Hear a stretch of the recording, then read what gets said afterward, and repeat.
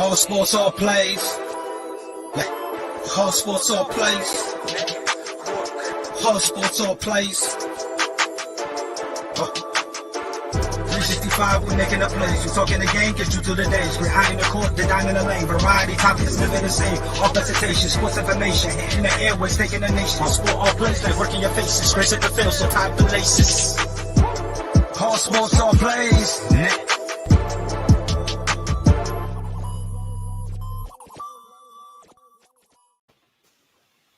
Welcome to the College Breakdown on the A7 Sports All Plays Network. I got my friend Dre Montez with me. How you doing, Dre? What's going on, boss? Are you ready to talk some college football today? Somebody said we got to, so yeah. You got to pay the bill some way. I know that's right. You know, I see you got your orange shirt on, you know. It's actually red. It's, you know, the farther you go up the steps, the more fire you're going to go into. Yeah, he sure did last week for Georgia in the Florida game and TIA Bank Field, you know. You're all right. You're all right about that. So you think the Gators were like hungover?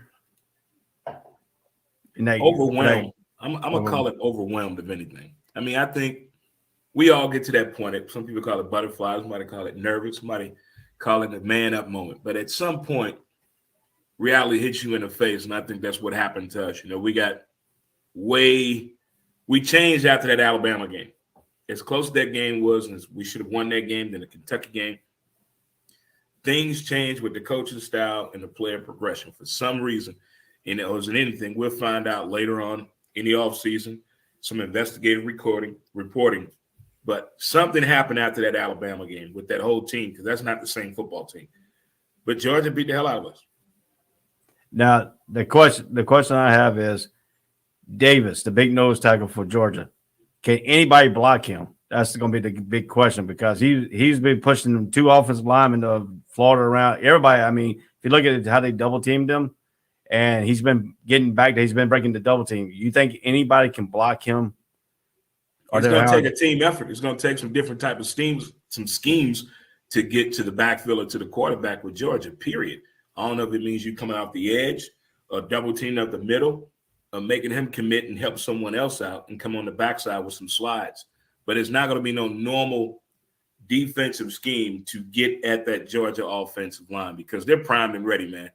The look in their eye and the way that team is playing, I know they had a little incident. Well, not a little incident. They have a huge team distraction going on right now, and I want to see how they rebuild from that incident that's still a part of this year's football program and a very talented player as well. You're talking about the linebacker, the rape charges coming out on the linebacker. I guess the last name is Adams. Yeah. What I have seen right now, his lawyer has come out and said that they have no evidence on this, no accountability. So we got to see how the investigation plays out. That's going to be a huge key for Georgia going forward. The question for the day will be for this: did the early college football playoff ranking get it right? I think so. I think they got it right. I mean, there has been no true, other than Georgia, but they still have a little hiccup. I think the second or third game this season where they slowed down a little bit. They weren't as dominant as we thought they would have been. But for all intents and purposes of whether it's the college football playoff picture or when we had the bowl system, whatever it may be, they always get it right when the end comes down to who's playing in the national championship game. And I like this poll they got out.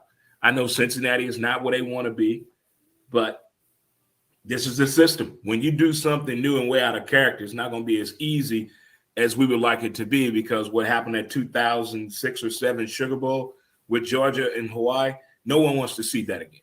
No one wants to see that again at all. Well, talking about the college football player rankings, and there it is right there. Just the updated early roll. You talking about Cincinnati. Did Cincinnati really get snubbed because they moved Alabama up to number 2 in the college bowl? I don't think that's what most people are saying. Everyone's, because they did something out of character. They went way out of the boundaries of normal, typical Cincinnati football. We can't blame them that the team got good and took advantage of the opponents and the schedule, the matchups. They paid attention in practice. We're punishing a team for that. I don't look at it that way. Now, if it's a little bit more consistent, Okay, you're trying to build that program, we'll give you a shot. But they're still going to get a good bowl matchup regardless. Yeah. I just looking at some people are saying certain people got snubbed. How about Michigan State with on Walker, the running back? Did they get really snubbed too up in there? Shouldn't he be more up ranking than Alabama since they have no loss? Well, and Michigan they just beat State Michigan. is not going to be as shoe-in as possible because I still think in some kind of ways the NCAA is going to punish them no matter what because it didn't get handled properly. That's my own conspiracy theory with that. Should they be ranked higher because they're undefeated? Yeah, but that's Bama. And Bama does something that Michigan State doesn't do very well. Money. They get a lot of money donation for former players, but I'm talking about bringing money in. That's Bama. And you're not going to – that's Nick Saban as well. I don't see a conspiracy theory with none of these rankings so far. None. They've gotten it right, all of them.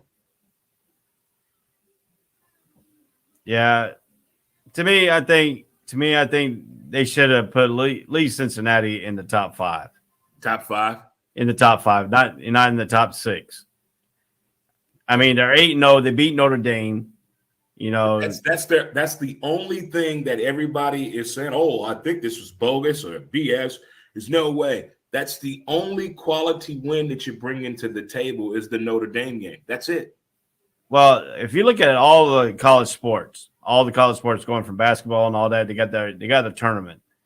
The football playoff is the only one that doesn't really force they have a tournament type deal where every team has an equal opportunity to win a national championship.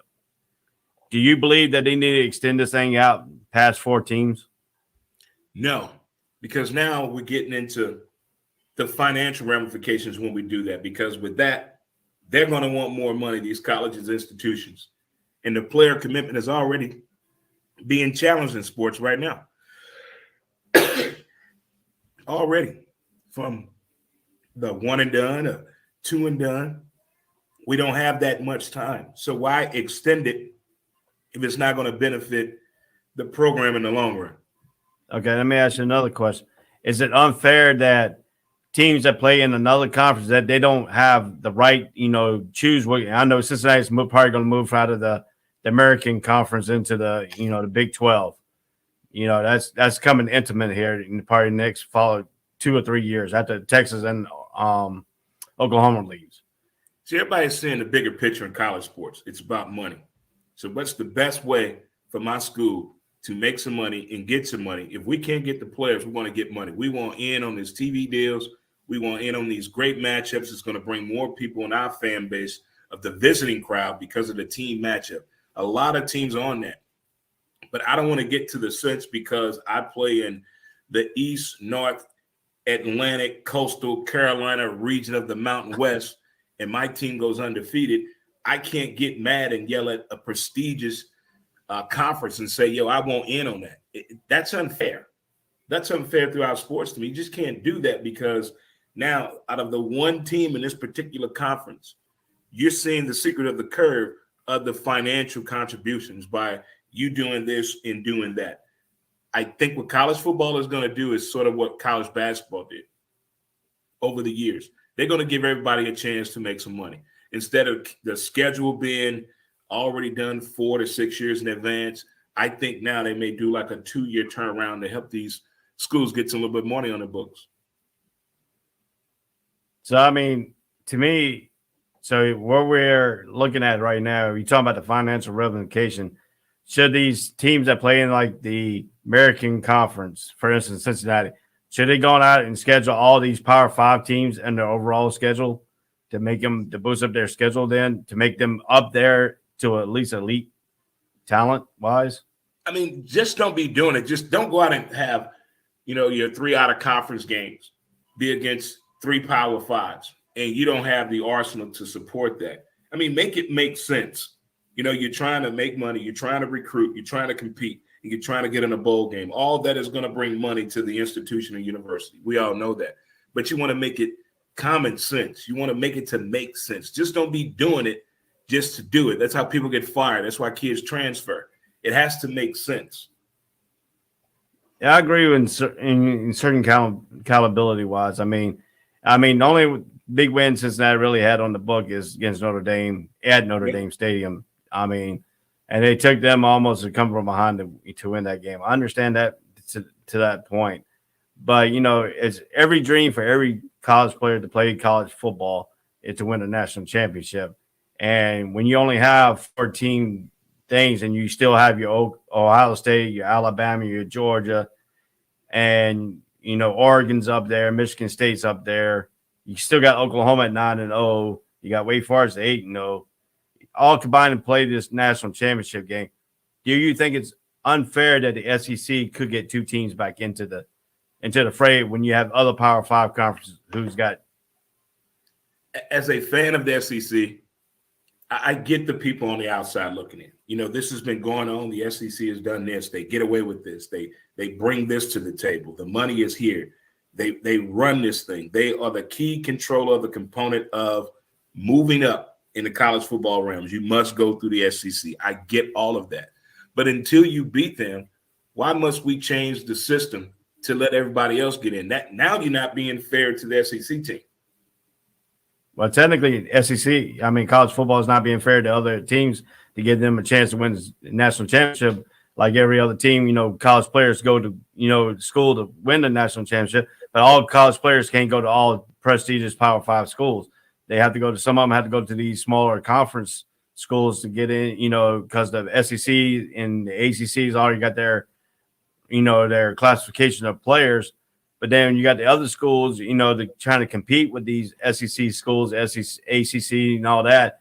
I mean, to me, if you're going to set the criteria, when they first started this playoff, they set the criteria. You have to win your conference championship. Now, Alabama didn't win this conference championship that one year. They still put them in. And then all the other conference has their champions, have got booted out because they put Alabama into the college playoffs. That's when it all started. That when Ohio State and Alabama and all them didn't win their conference title, they still got into the playoffs. But one of the big criteria was when they made it all set up that they was going to look at the college champion, at their conference championship more than they would look at the people that are in second place. And that came false once Alabama didn't win their conference championship. All of that is true, is what you said. But in order to make a change, you have to prove to the prospective college conference that's either going to miss out or come in on this what this means financially. Because if it doesn't make dollars, it doesn't make sense. It's not going to work at all. College football is not going to experiment with anything that is not going to make them money. And if you take Alabama out of anything when it comes to football, you better make some damn sense out of that and some dollars. You better bring something to the table. Something to the table. But just because Bama don't win their conference championship, that's not enough. That's not enough. Because what Bama is able to do is generate the dollar. And that's what college football is about, money. Now they told us at the beginning. Yeah, you talk about you talk about the justification of money and stuff like that. Why does the FCS get away with the top 25 playoffs when they have the first, number 1, number 2 ranked team in their FCS have a bye week, and then everybody else plays and they play it out? Why they get away with doing their top 25 vice the FBS? Well, that's deeper than anything. For one, nobody wants to overwork the kids in college football no more, since those horrible stories came out about how the college football player was being treated. Not just the top elite player, but the guys still trying to make a name for themselves, how that treatment was going. So that changed on when the bye week happens. We don't want a bunch of injured players or a bunch of kids we haven't heard of all year playing in a national championship game. That's not going to happen either. I'm down to change the conference, give everybody a chance. Give everybody a chance in college football. Out of the 112 schools, give them all a chance to win a national championship. Give them all. Give them a shot. And when that happens, you're going to see people get hurt, injured, quit football, and probably life-threatening injury. You have to be – Ithaca State has no business playing Bama. You understand what I'm saying? Yeah, I got you. If Ithaca State goes undefeated and everybody else loses and they get this crazy playoff system going, and Ithaca State ends up playing Alabama in national championship. You trying to tell me you happy about that? That's going to generate dollars. We're going to see the future of football if those three scenarios happen. No, well, I mean, under that too, but I mean, you got to understand too. Some people out there like the underdog situation. Have an underdog go up against like a David and Goliath type situation. I mean, nobody in the book of the Bible gave David a chance to beat Goliath. So I mean, anything can happen on any given Saturday. I think everybody that plays Bama each and every week is an underdog for the past 12 years. Everybody that plays them comes in as an underdog. Yeah, and Nick Saban, love him, hate him, his methodology, what he's done at LSU, what he's done at Bama, what he did with the Dolphins in the short term. A lot of people don't like it. A lot of people love it. But you still got to beat that dude. And when you beat him, you feel some type of new energy taking over your body. As a Florida Gator fan, I used to be a Nebraska fan. I'm from Missouri. I've seen all phases and facets of football from each and different conference. Everybody has a legitimate beef. I deserve a shot at the title. But when it get real close, people be tightening up. They're not ready for that. They're not ready for everybody in August wants, I want a shot at it. Come November, we see who the real people are that really want to get down with this thing. I agree to certain points, but to me, I believe they should have extended out to 8 games. Eight games. teams. So how many college football games are going to 8 teams? You still think you can come up with an 8-team playoff system in the type of college schedules we have now? It gives a little bit better chance for the smaller schools to get into the playoffs. I'm just saying. Okay, hey, look, I love the underdog. I want smaller schools to get a shot too, but sometimes the smaller schools don't want us coming to their party either. Think about that. But I mean, same thing, but you talk about money and wise and stuff like that. That will give the smaller schools some chance to get some big bugs playing on primetime television that people can't see either. So I mean, that's why Alabama plays Alabama A&Q every year, and that's why Florida plays Cookman High School every year. Well, what they're talking about is how they're going to set these 8 games up was take the top 8 bowl games and put all the teams in the 8 top bowl games and then play them all the way out through that scenario too. So that will help out some of the bowl games too. The top 8 bowl games will help them out, get some ratings and get some stuff. I mean, because everybody looks at the 4-game playoffs. You got the Sugar Bowl, you got your Orange Bowl. They alternate. The Rose Bowl and the Orange Bowl alternates. Which one's got the titles and stuff like that? So, but then I'll make those people already got their money though. That money's already spent.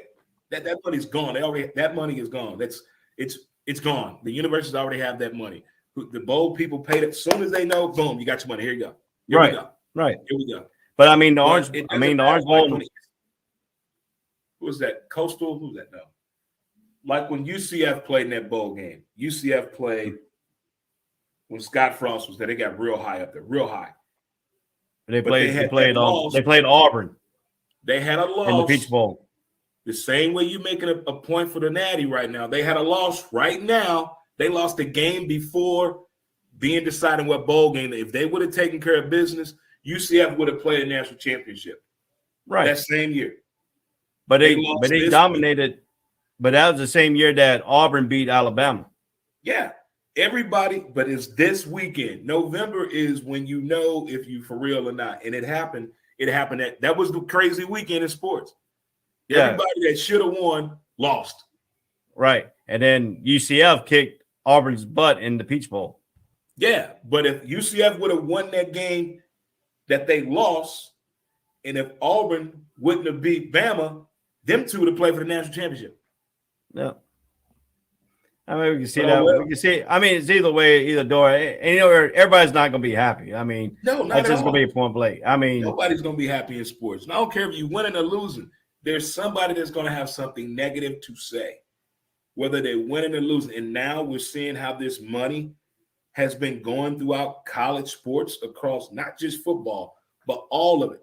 We have seen it's a little bit too late for give them the imaging permission throughout collegiate sports, but damn it, it's about damn time. But far as the universities making money off college sports, when we finally now all saw the pictures, the headline, the documentaries, the 30 for 30, all of them were like, wow, blown away. But we knew that, though. We knew there was money being made like that. True. All right, let's move on to out of that. Let's talk about Gary Patterson out of TCU after 20 years. 181 and 79? Is that it? Yeah, something like that. 79, 21 seasons? Yeah, 20 seasons. 20 years. Hey, that had to be behind the scenes, mutual understanding. Let's just go out.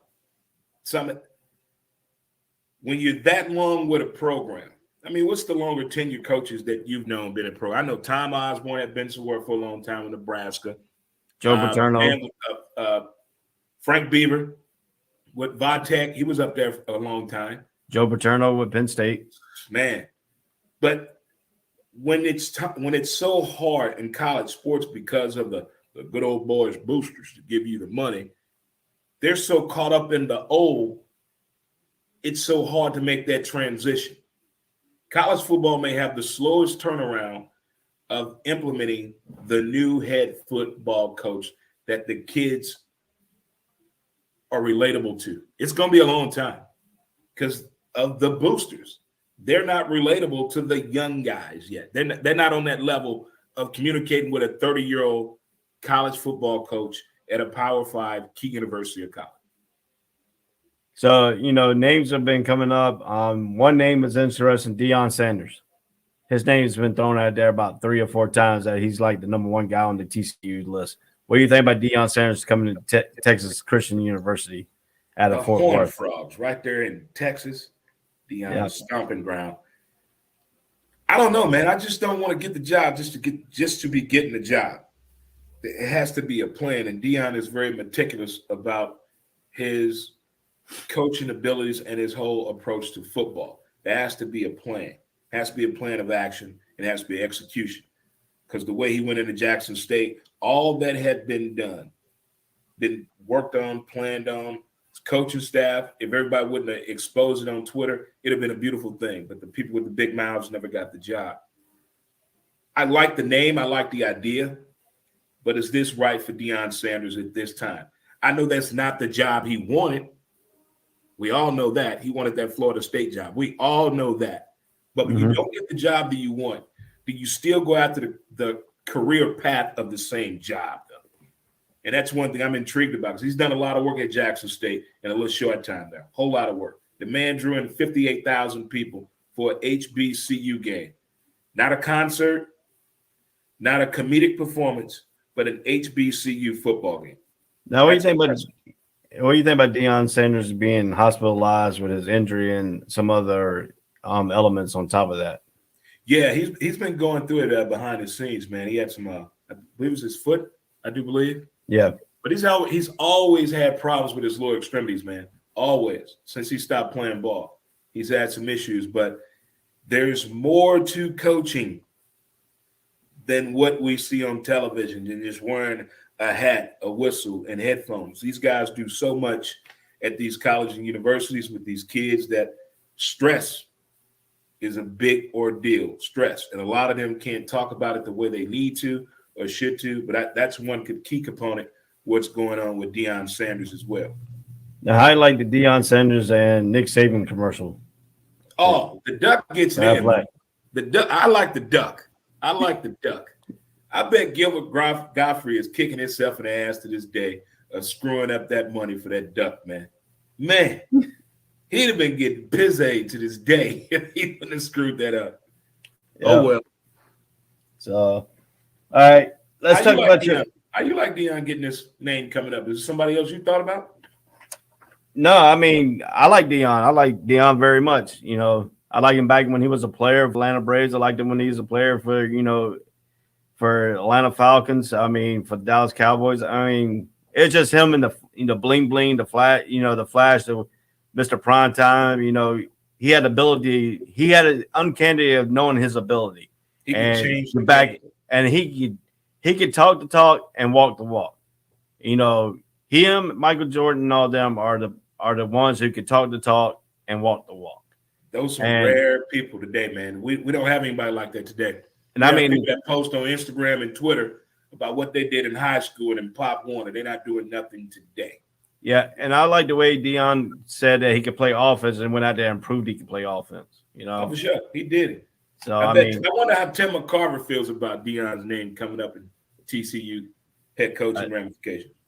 I don't know, but the question is, how much does disinfectant they had to use to get Patterson's office cleaned up with all that sweat? I wonder, is he done with football though?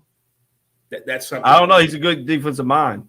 He got offensive mindset too. His play calling, I like. He has some good play calling, but I wonder, is this the end for him? I'm gonna tell you what.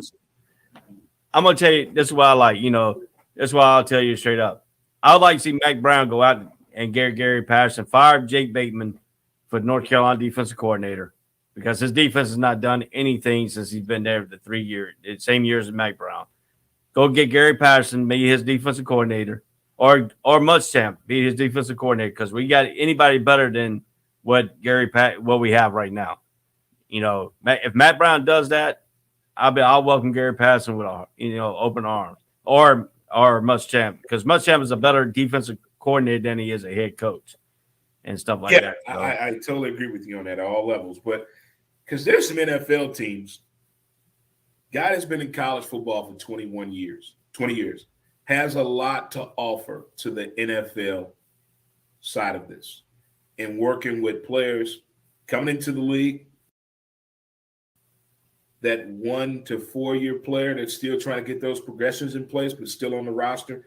I think he can help out with NFL teams of that nature. But I don't think he's done with football. There's no way possible. I don't want him going back to college. Don't do that. But I think I can see him on an NFL coaching staff. I mean, I can see him I can see him at college on a defensive level, being a defensive coordinator and stuff like that, because he calls great plays on defense. I mean, right. You know, I can see him doing that. If he wants to go to the NFL, what NFL team will go out and try to pick him up? Have you seen the COVID defense a lot of these NFL teams been playing? I'm quite sure his talent can be needed. Quite sure. Now, where does he go in as a defensive coordinator, or where does he go as one of the defensive coaches? I go in as a defensive coach. That's what I would do. A position coach? Yeah, that's what I would definitely do if I was him. But I would get on a great coaching staff. I'm not trying to be a head coach. I'm not trying to be all in the videos and on the stage, but I'm coming here to do a football job, a job that I'm really skilled at. That's what I would like to see. All right, your next topic is your Heisman list, your early Heisman list right now. We're in that November time frame where everybody's now has got their Heisman, seen what they have done in college football, and got their Heisman look. And one of my questions is, does Kell Williams qualify for a Heisman even though he didn't start half the season? Didn't the NCAA put something in there with he's eligible? Because it was medical, wasn't it? Yeah. Yeah, he's eligible because I believe it was somebody that challenged that ruling a few years ago and ended up passing. But this is probably one of the first years, though, Ray, that I don't see that guy that's talked about every Sunday. Hey, did you see what he did? Did you see that catch? You see that run? Did you see that throw? You see that tackle? That INT? I don't see that this year. I see more team ball, collective effort winning, and coaching getting a thumbs up over the players. I just don't see no dominant play. I know the kid, the running back out of Michigan State, is getting a lot of light. The quarterback out of the Natty is getting a lot of plug. There's a kid on Wake Forest who's getting a little talk to as well. But I don't see no week in, week out consistent performance by anyone that's even Heisman worthy this year. I don't know what that's saying about the competition of football. Is it that much better? Or the players are now worried about injuries? Where my draft status, my money situation over this Heisman Trophy? Is it worth it? Now, the one Heisman Trophy name has been consistently coming up was Matt Corral, the quarterback at Ole Miss. Yeah, and I mean, that's what I mean. Him and then Bryce Young's name has been mentioned too, the quarterback out of Alabama. C.J. Stroud's name starting to be in contention for Ohio State. But I'm going to tell you, last week I watched the whole entire Michigan and Michigan State game. And Kenneth Walker III, the product that came out of Wake Forest, transferred to Michigan State. Mel Tucker got him. That dude looked unstoppable in that game. I mean, he was running up and down the middle. He broke that one run down the middle. How did you get him down the middle like that? And he made some good moves. He made the good spin move and stuff like that. But this guy has come out of nowhere this year. I knew he had a little bit of time. I knew he had a little bit of time because I seen him play at Wake Forest against North Carolina last year. We seen a little glimpse of it. But he put it when he got up there with Mel Tucker. His game has kicked off really unsalot. It has come out of nowhere. And this guy is not a flashy guy. He doesn't go out and, make it all about him and do all these celebrations. He gives his team high fives and goes back to the sideline. Then he gets ready for the next play, the next series. So do you think Kenneth Walker right now can win this Heisman Trophy for Michigan State? What I've seen on him of the two to three highlight reels that I've watched, I like his run ability. Kind of remind me of a young Joe Morris back in the day with the New York Football Giants. The way he's elusive, going between the tackles, that middle run that you put on there. Not a lot of running backs on a collegiate level could run a play like that the way he did. So I like that. But, yeah, I could see him being one of those names being mentioned after this weekend. So I'm going to give you a list of 5 names. I'm going to give you a list of 1, 2, 3, 4, 5, 6, 7, 8. I'm going to give you a list of 8 names. And out of these 8 names, I want you to place your order of who you think is going to win the Heisman, okay? Okay. First one on the list is Bryce Young, the quarterback out of Alabama. Matt Corral out of Ole Miss. C.J. Stroud, these are all 3 quarterbacks out of Ohio State.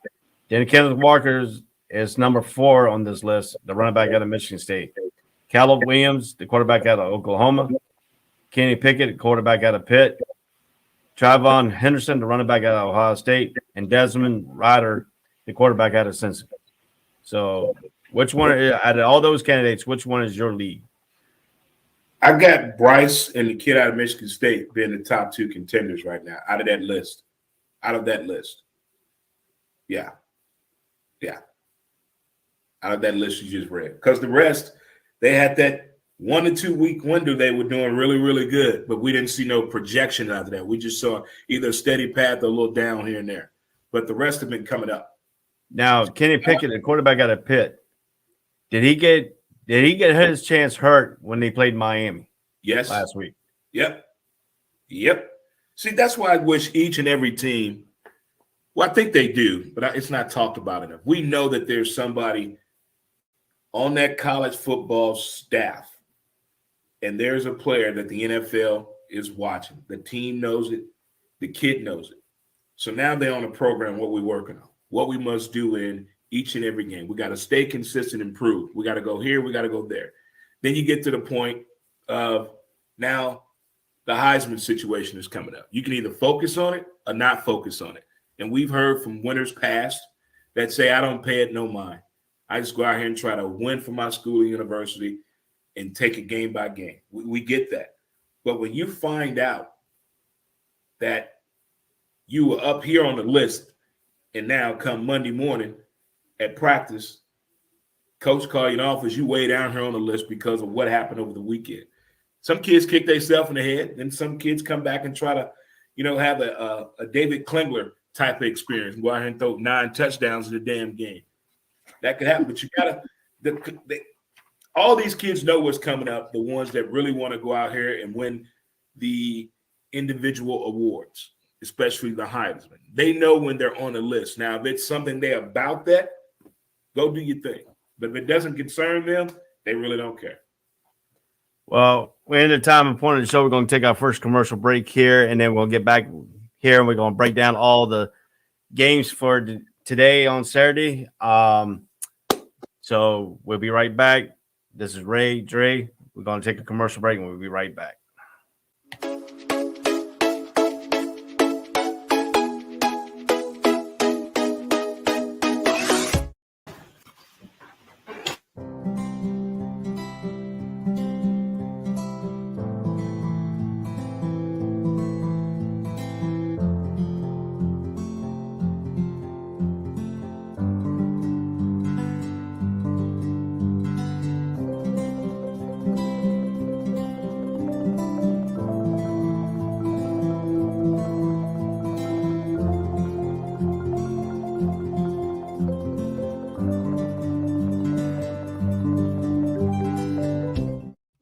This is the Fox D Streaming Network. Register to come on our channel at foxdnetwork.com. Welcome back to the All Sports All Plays College Breakdown. Today's show has been taped due to the fact that I had some pre-engagement on Saturday. So this is a tape show that you're watching here. We're breaking down the Saturday college football game. That's why you haven't seen any comments coming in. That's why you haven't seen the Friday night scores. This was taped on Friday, November 5th for November 6th game. So we're going to get started breaking down our Saturday games and bring Dre back into it here. So we're back here off of commercial break. So we're going to break down these college games. And before we do, we got to get our annual, our pick 'em out of the way here of this day. So last week, what do you think about your picks from last week? How do you think you did?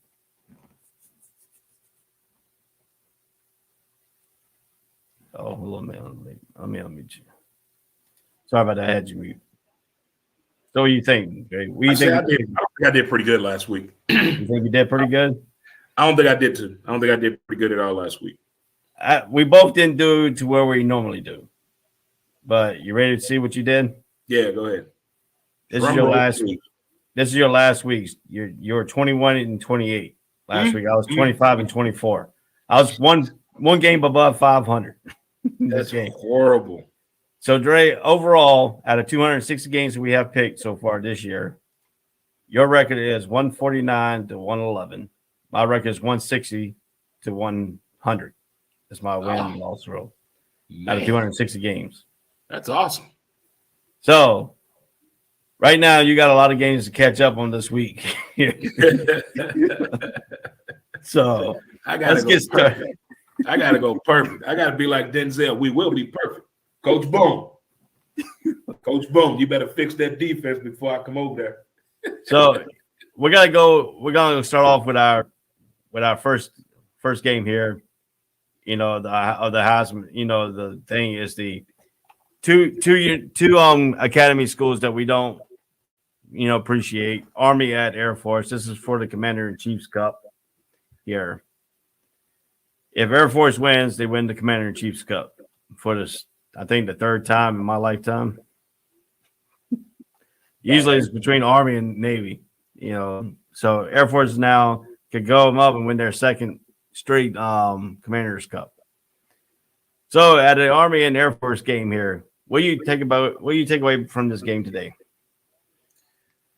It's intriguing when these military schools play together because the commentators tickle me.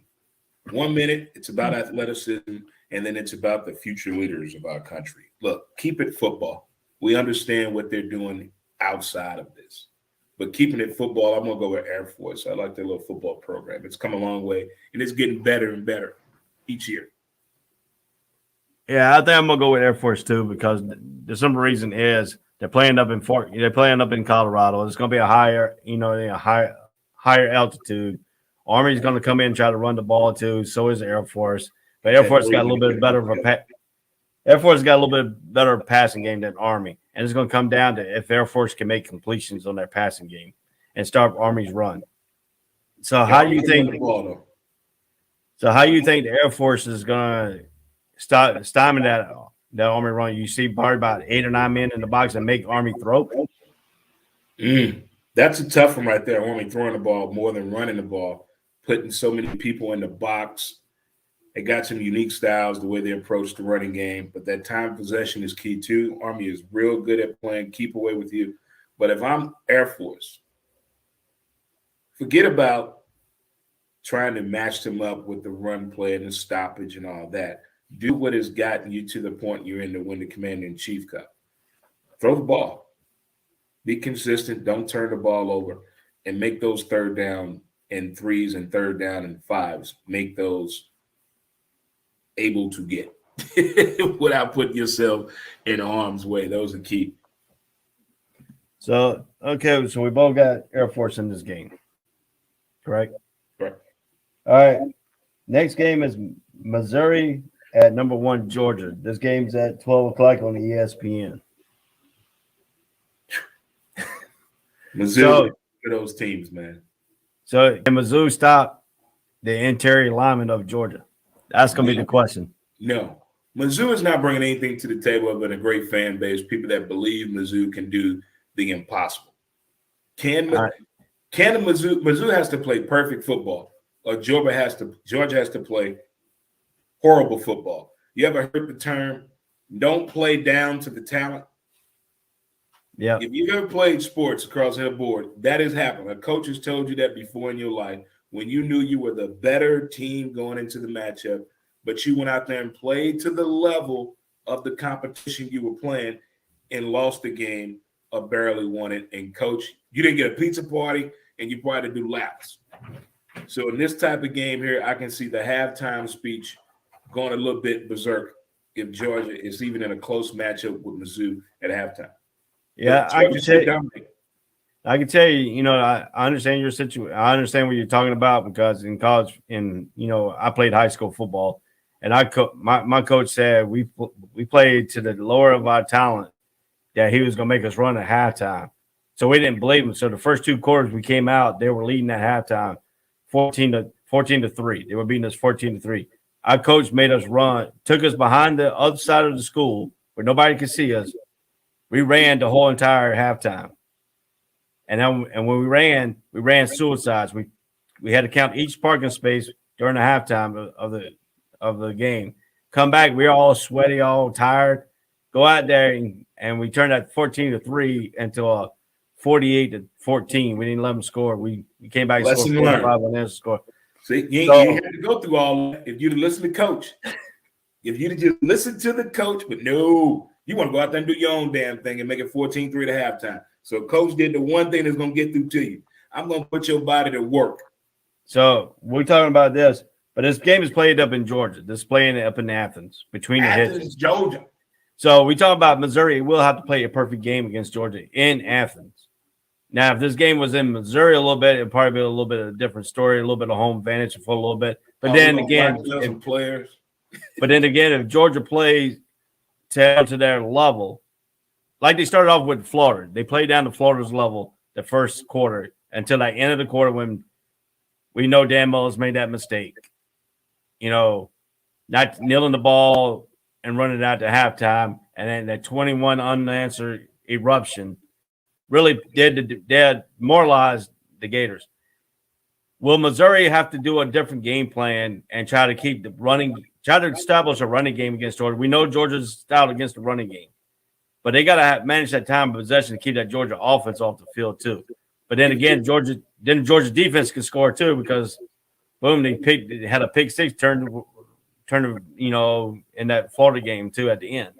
Now we all know how Georgia's run defense is.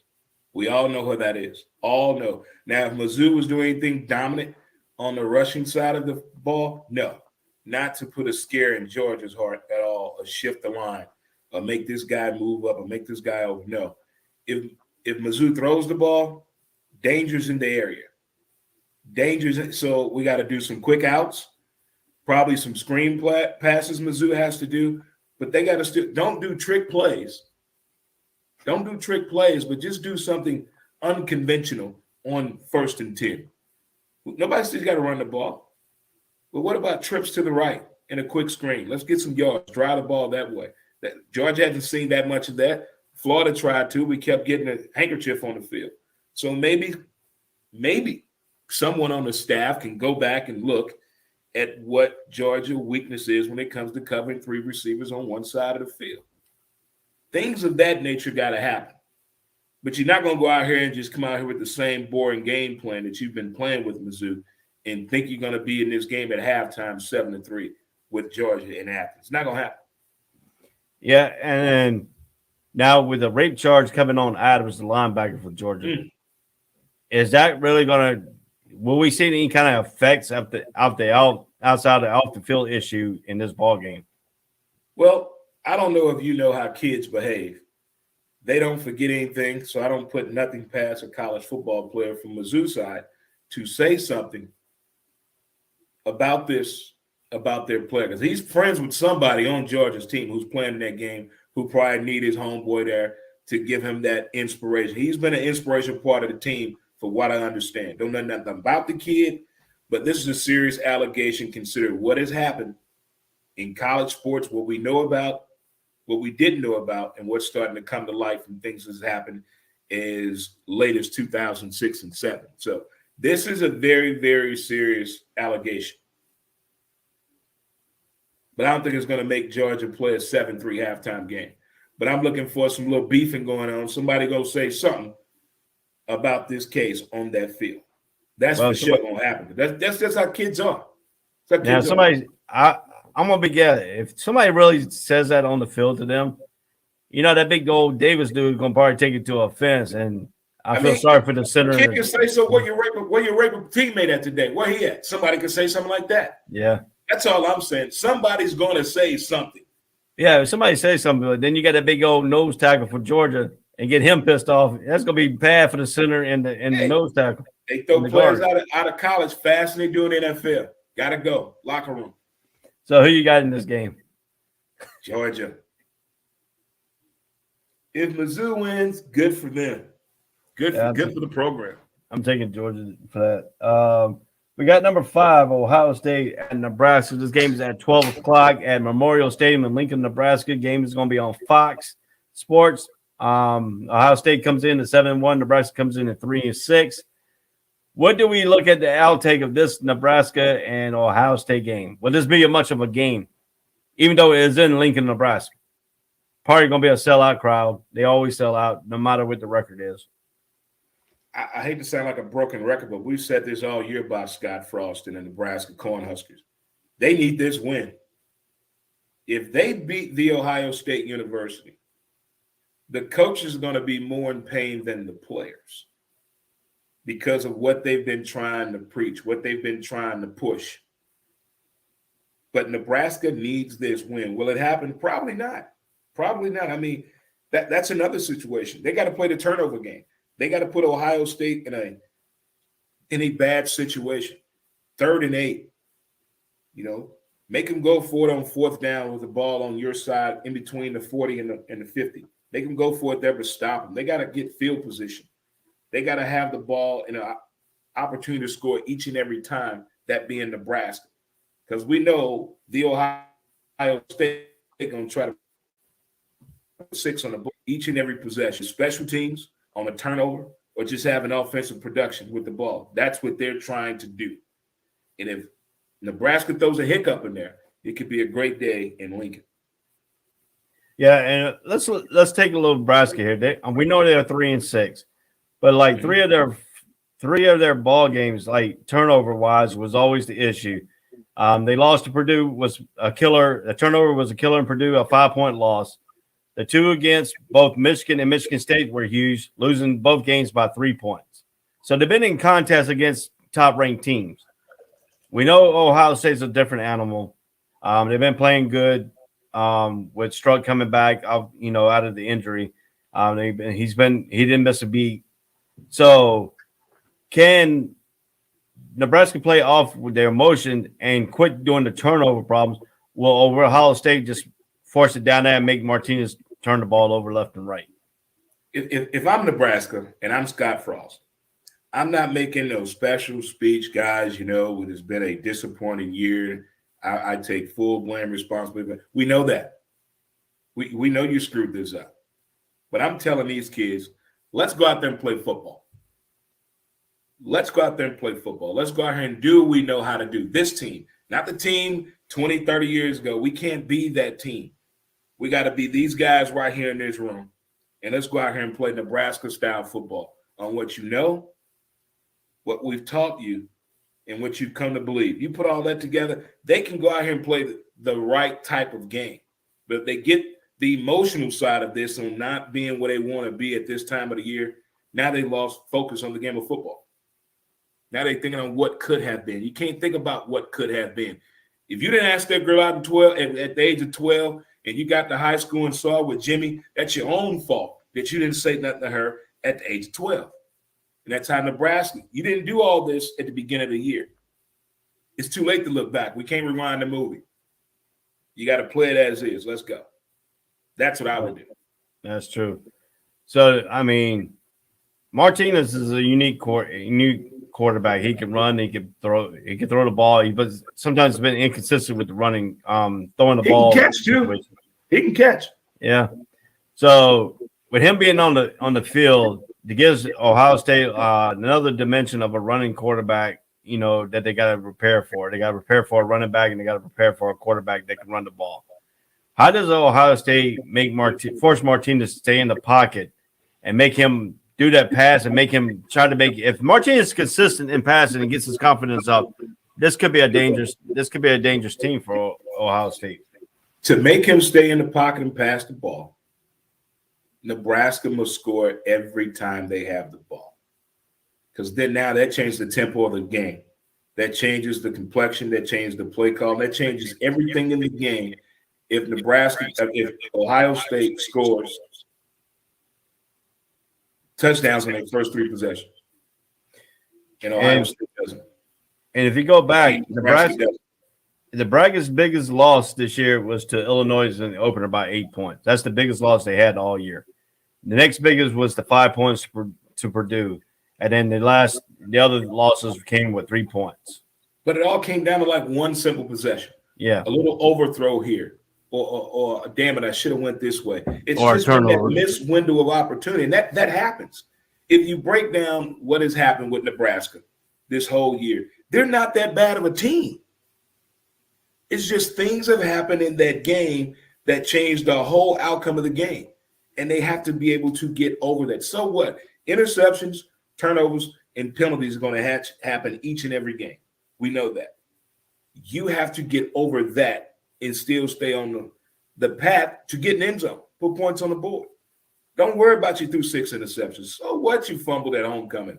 Who gives a care? Yeah. What are we going to do next? So Ohio State comes in this game 15 points. Nebraska's a 15-point underdog. The over and under is 64.5 in this ball. And some people are predicting Ohio State to win 37 and Nebraska 24. So what do you say about this game? Who you got? I don't see it being that close right there, 37-24. Again, it's November. It's statement month for teams that are having one loss or no losses. These games that they're playing, no matter who the matchup, they're putting points on the board like Oklahoma and Miami back in the dizzy. That's what everybody's trying to do. I see Ohio State trying to really light up the scoreboard. I see this game probably 56-10, the Ohio State University. So you're picking Ohio State? Yes, sir. Yeah, I am too.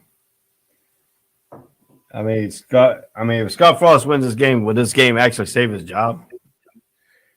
We're going to have a meeting with the AD. We're going to sit and talk with the board of trustees. This is no way saying, tell your kids get registered for school next year. Hold on. Slow down. All right, we're going to move up here. We're going to move our next game will be the surprise number 9 Wake Forest against North Carolina in Chapel Hill at noon today. Basketball and football weather. This game starts at 12 o'clock. It's on King Stadium in Chapel Hill. This game will be on ABC. Wake Forest comes in at 8-0. North Carolina comes in 4-4. What do you see in this ball game? Again, the records don't make sense in this matchup. Carolina has not been playing that bad of football this year. Not saying they should be 8-0, but the 4-4 record doesn't speak for the team that's going to be on the field against Wake Forest. I've only seen maybe a half of Carolina football this year, and I haven't seen not one game of Wake Forest this year. So I'm intrigued by the numbers in this game. And then when these two play each other and the history of them knowing each other, of ACC football and basketball, I'm intrigued by this matchup tomorrow. This may be one of those games where it comes down to one possession or the turnover is the key thing. But I don't see a blowout from either side. I see a lot of familiarity because these two schools and universities know each other just way too well. Way too well. All right. Wake Forest comes in with 500 yards and 44 points per game, among the best in the nation. Turnover margin, total offense, third down conversion, scoring, downfield passing, pass rush. We know North Carolina's got a good corner in Grimes that will take part one of the wide receivers away. I mean, he's done it all season long. Nobody's really tested him out, but that's how good he is. The problem with North Carolina's defense is we can't generate a pass rush, and that's going to be you got to get a pass rush on Hartman, the quarterback for Wake Forest. If you let him sit there, he'll pick you apart. Mm-hmm. We still got Tremont Fox, one of our defensive ends. We still got a good linebacker in Gabriel. So to me, the interior lineman's got to be the thing. And what Bateman's defense is like a don't bend, don't break defense. And sometimes it has broken. You know, like games against Florida State this year, they broke because they let a running quarterback beat them. Hartman's a running quarterback. North Carolina has a problem with the hard, running back, running quarterbacks. They have a hard time with. I don't know why. If they're a stand-up pocket passers, they do pretty good. You can see the game against Miami. The quarterback stayed in the pocket. They really hounded them, and that's what Bateman's defense is set up for. But it's not against a good running thing. Now, we know the offensive history of Sam Howell. He's been good quarterback for Carolina. He's like one of the main focal points. He's also a leading rusher too, but behind Tyus Chandler. We have a good wide receiver in Downs, who's been the thing. Now, if they take Downs away, we have now had some of the fullback linebackers that stepped up, and we had another wide receiver step up in the last few games. So we're peaking at the right time for North Carolina's offense with the young players, all the talents we lost last year. We lost over 4,000 yards of total offense last year in our running back game, and we lost almost 2,000 yards we lost about 6,000 yards in our, offensive side, and they had to build back up. So, I mean, the offensive line has played bad in some games and has played good in some games. So we got to get more consistent on offensive line to play Wake Forest. But do you think North Carolina will have a chance when it comes to the fourth quarter if they can keep Wake Forest off the scoreboard? Weather must be a key tomorrow for that to happen. But again, the conference matchups, the Duke and the Carolinas and the Florida States and the Wake Forest and the Miami, when they all get together, it's interesting. Whether who's the dominant team coming into this, who has the better numbers coming into this, when the game is played, usually by halftime, we're questioning like, wow, I didn't see this coming from the team. Or I thought I was going to see this. And that's what I'm looking forward to. I want to really see something explosive from Wake Forest. But a lot has to happen with Carolina. If they can't defend a two-way quarterback, then a run and passing quarterback, got to improve your linebacking game. They need some speed out there on the corners. They really need that. If you can't defend that, that's where the issue is at. And if a team is able to capitalize on that, that's going to be a long day for anybody that can't stop a running quarterback at all. But again, this game scares them because they know each other way too well, just way too well. Yeah, the only problem that really hurts North Carolina too is that slow mesh that Wake Forest run. They run that quarterback will hold that ball in that belly and run it down. And it's a real slow mesh, slow pace before they give it to the running back or he pulls it and throws an RPO on you. Mm-hmm. That's what gives North Carolina a hard time against Wake Forest and Clawson's in his offensive scheme. I mean, it's a good offensive scheme, don't get me wrong, because that slow mesh point, you don't know when he's going to pull it out or if he's going to actually hand it to the running back or he pulls it out and runs it himself. So, I mean, that's how that slow mesh point runs. I mean, you see some college teams are starting to run that slow mesh point. Yeah, because if you can take advantage of it again, if the opposing team linebacking core is not that good, they're going to have a field day. You got to have somebody with some IQ and some lateral speed to understand that whole running quarterback and able to read the RPO or not. And there's got to be some communication with the line and the people behind you as well. That takes a lot of teamwork. So it's probably going to be some juniors and seniors that can probably take advantage of that, who's trying to make a name for themselves, who really you don't see that much, but maybe this could be a breakout game for someone that has those little hit numbers that nobody has paid attention to until a matchup like this comes along. And the key point for North Carolina, and this has been the key point for all season for North Carolina, is if North Carolina can get over 200 yards rushing, they haven't lost a game. If they under 200, they have lost three games this season. So I mean, to me, North Carolina's key number has got to be over 200 yards rushing. Either way, that's what's on the board in room. Go 200 yards rush.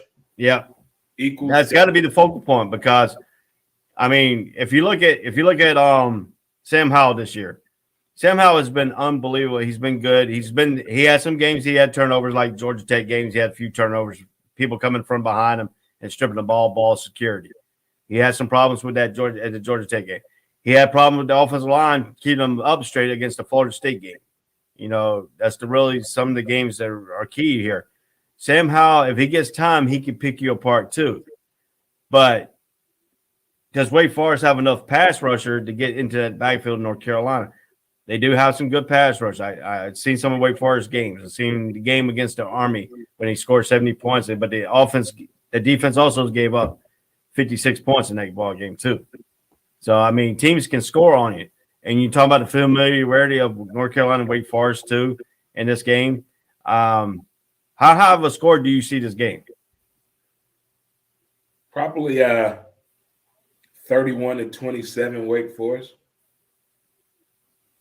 I don't see a blowout. It's gonna be one. It's either gonna be a turnover or maybe a special teams punt return. But I see it just come down to one thing happening in that game that gave you the outcome of the game, and this is why that team won.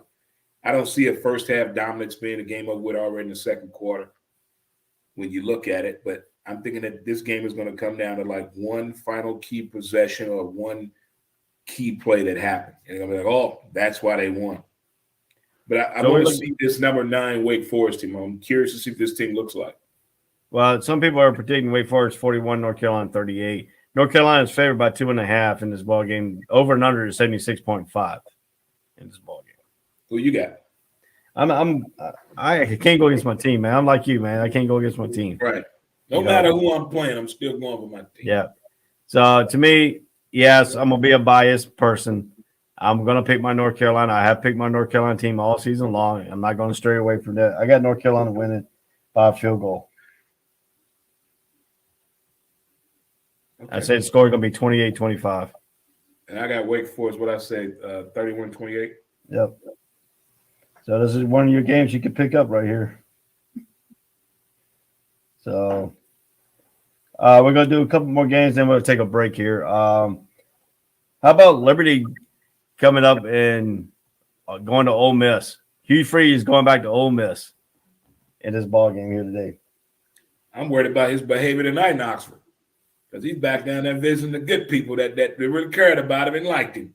So this could come out as let me show you what you gave up on, and let me show you what I've been working on here at Liberty. This could be like a recruiting trip for him too as well, because I'm quite sure he still knows some folks down there in the Mississippi State area of Oxford, Mississippi. But this could be a big game for Bryce as well. Let me show you what I've learned over the past 3 weeks. I'm getting better and better and better. But you can't get the big head in this, and the coach can't make this all about him and not those kids. Because this could be one of those games. A highly recognized coach coming back there with a team called Liberty that nobody gave a crap about or care about in college football. But he's been doing something special, and those kids are on to him. Yeah, I get you that way.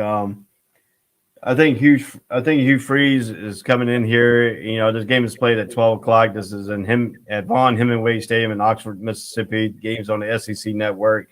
Both teams comes in at 6-2. Ole Miss comes in at 6-2. Liberty comes in at 7-2. You're talking about, the Flames. They had a close win over North Texas and lost against University of Louisiana Monroe. But the offense still works. They have a little bit of problems on their defense. And if Corral don't go in this ball game, because he has a few injuries here with his ankles and stuff, is this really going to be a problem for Ole Miss? No, I don't think it is. I think that Ole Miss is prepared for this game. I know the next man up method is ready. and going. You're not going to be the same type of player that we're missing. We need you to go out here and do you. Do what you've shown us in practice. You can't be the other person. And that's what a lot of athletes fail at. They're trying to be the person they're replacing in that opportune moment of the game. Just go out here and do what you are capable of doing. We worked on in practice. But this is an opportunity for Bryce to show the world that he has learned in this crazy curve the past 3 weeks, that he's getting better. This could be the time he moves up on the Heisman List board with a game like this. Now, we're talking about injuries. We talk about the injury about quarterback Matt Corral banged up. The receiving corps is having injuries also. They saying Ole Miss will run the ball, run, and run more. Will Lane Kiffin do some surprises on you? No, I see them just playing this game straight up, taking what's given to them. Don't want to think too far into the head. You know, everybody's trying to get into a bowl conversation or get in a key point to move up in the college football projections or place your name on the Heisman list. This is the weekend everybody's trying to do that and not lose, not play safety football, because the NCAA hates when teams do that. In history's past, when you go out here playing it safe, other than going out here dominating the game, it does not come back and reward you the way you think it is. So we're looking at this, and they're talking about both quarterbacks will be great. There will be plenty of big plays, and expect over 400 yards, rushing yards between the two teams. The Rebels' offense will pull away in the second half. Do you believe in that? You believe the Ole Miss will pull away in the second half, or will Hugh Freeze keep this game close? I think the second half is a key part of the game. I think the excitement, the nervousness on Hugh Freeze and his players, Hugh Freeze and his players, I'm quite sure his players knows that he's coming back to where he used to be. I'm quite sure he's told them the stories, the good and the bad, and what he wants to accomplish out of this return to Oxford visit. So the first half, they get the nervousness out the way. I think they both going to be playing a different style of the game. I definitely think the third quarter is going to be the turning point where Ole Miss just puts his foot on the gas and takes over this game. Now, we know the history of the Liberty offensive line, the five linemen. The quarterback's been sacked being sacked so many times. We know the Ole Miss defense has got good defensive players on there. Is that going to be a huge problem for Liberty to control the defensive line for Ole Miss? No, because like I say, it's going to be high-powered on the run side as well as the passing game. The passing game is not running. I see the trickery coming out of doing more trick plays with the running the ball. Liberty's going to do. I see that. But they're not just going to take away the pass and the run. They're not going to be able to do that. It's going to be one or the other. And I can see them really stopping the passing game of Liberty over the rushing game. Now, we're talking about all this stuff about Hugh Freeze coming back to Oxford, Mississippi. We're talking about the big capabilities here of Ole Miss and Matt Corral if he can play. Would this be a game that they could really sit him down and have the backup quarterback play this game since they're playing Liberty? Is Liberty, the talent-wise, does the talent-wise separate from the SEC because Ole Miss is SEC type caliber players from the Liberty players? But as we know as Hugh Freeze has been a great recruiter. So will the talent be so far apart from each other, like normally a big school is from a small school? Well, like you say, you love the underdog. You love the underdog story, and they like it as well. So those kids going to come out playing hard, and they would play a normal game because it's playing Ole Miss and Oxford. I'm not switching the quarterbacks. I'm not doing all that. I'm not giving anybody in the rest. Now, if it's a blowout situation, yeah. But I'm not going out with the mindset already telling them, look, you're going to play 2 quarters, you're going to play 2 quarters. I wouldn't do that. Let's go after this game the way we already drawn it up on the board. Now, we're talking about a situation with Hugh Freeze and coming back to Oxford and stuff. Kiffin wasn't there in Oxford when Hugh Freeze left and all that. Kiffin just came in this year. Last year. He came in last year. So he knows the history between Hugh Freeze and Ole Miss. But who do you think is a better coach, Kiffin or Hugh Freeze? Hugh Freeze. He was definitely a better coach. I mean, Kiffin has had to go through so much to prove that he can coach football, if you know what I'm saying. It's too much drama behind the scenes. Look, we know who your dad is. We understand your upbringing. We understand what you're trying to do and implement. But it's just been so much about you other than the program and the players. And I'm way beyond when coaches think their name is on the ticket or on the marquee. It's not. And he's one of those coaches need to get over the hump. See, that's another reason that it's harder for younger coaches to get in the door due to the likes of the Kiffin. Due to him. He's doing way too much. And nobody wants all of that. That's way too much. You're here to win, recruit, and boost. That's it. That's it. But give me Hugh Freeze any day. Yeah. So we're talking about that, he's a better coach and stuff like that. Ole Miss comes in a 9-point favorite in this game. 67.5 is the over and under. Some people are saying Ole Miss is going to win 38-27. What is your prediction in this ball game? 38-20. That's a little bit too close for my blood. Liberty, that's a lot of points for them.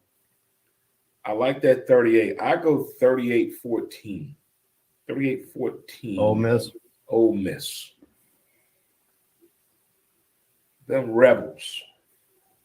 Well, I'm going to give you another game to be picked up here on this one.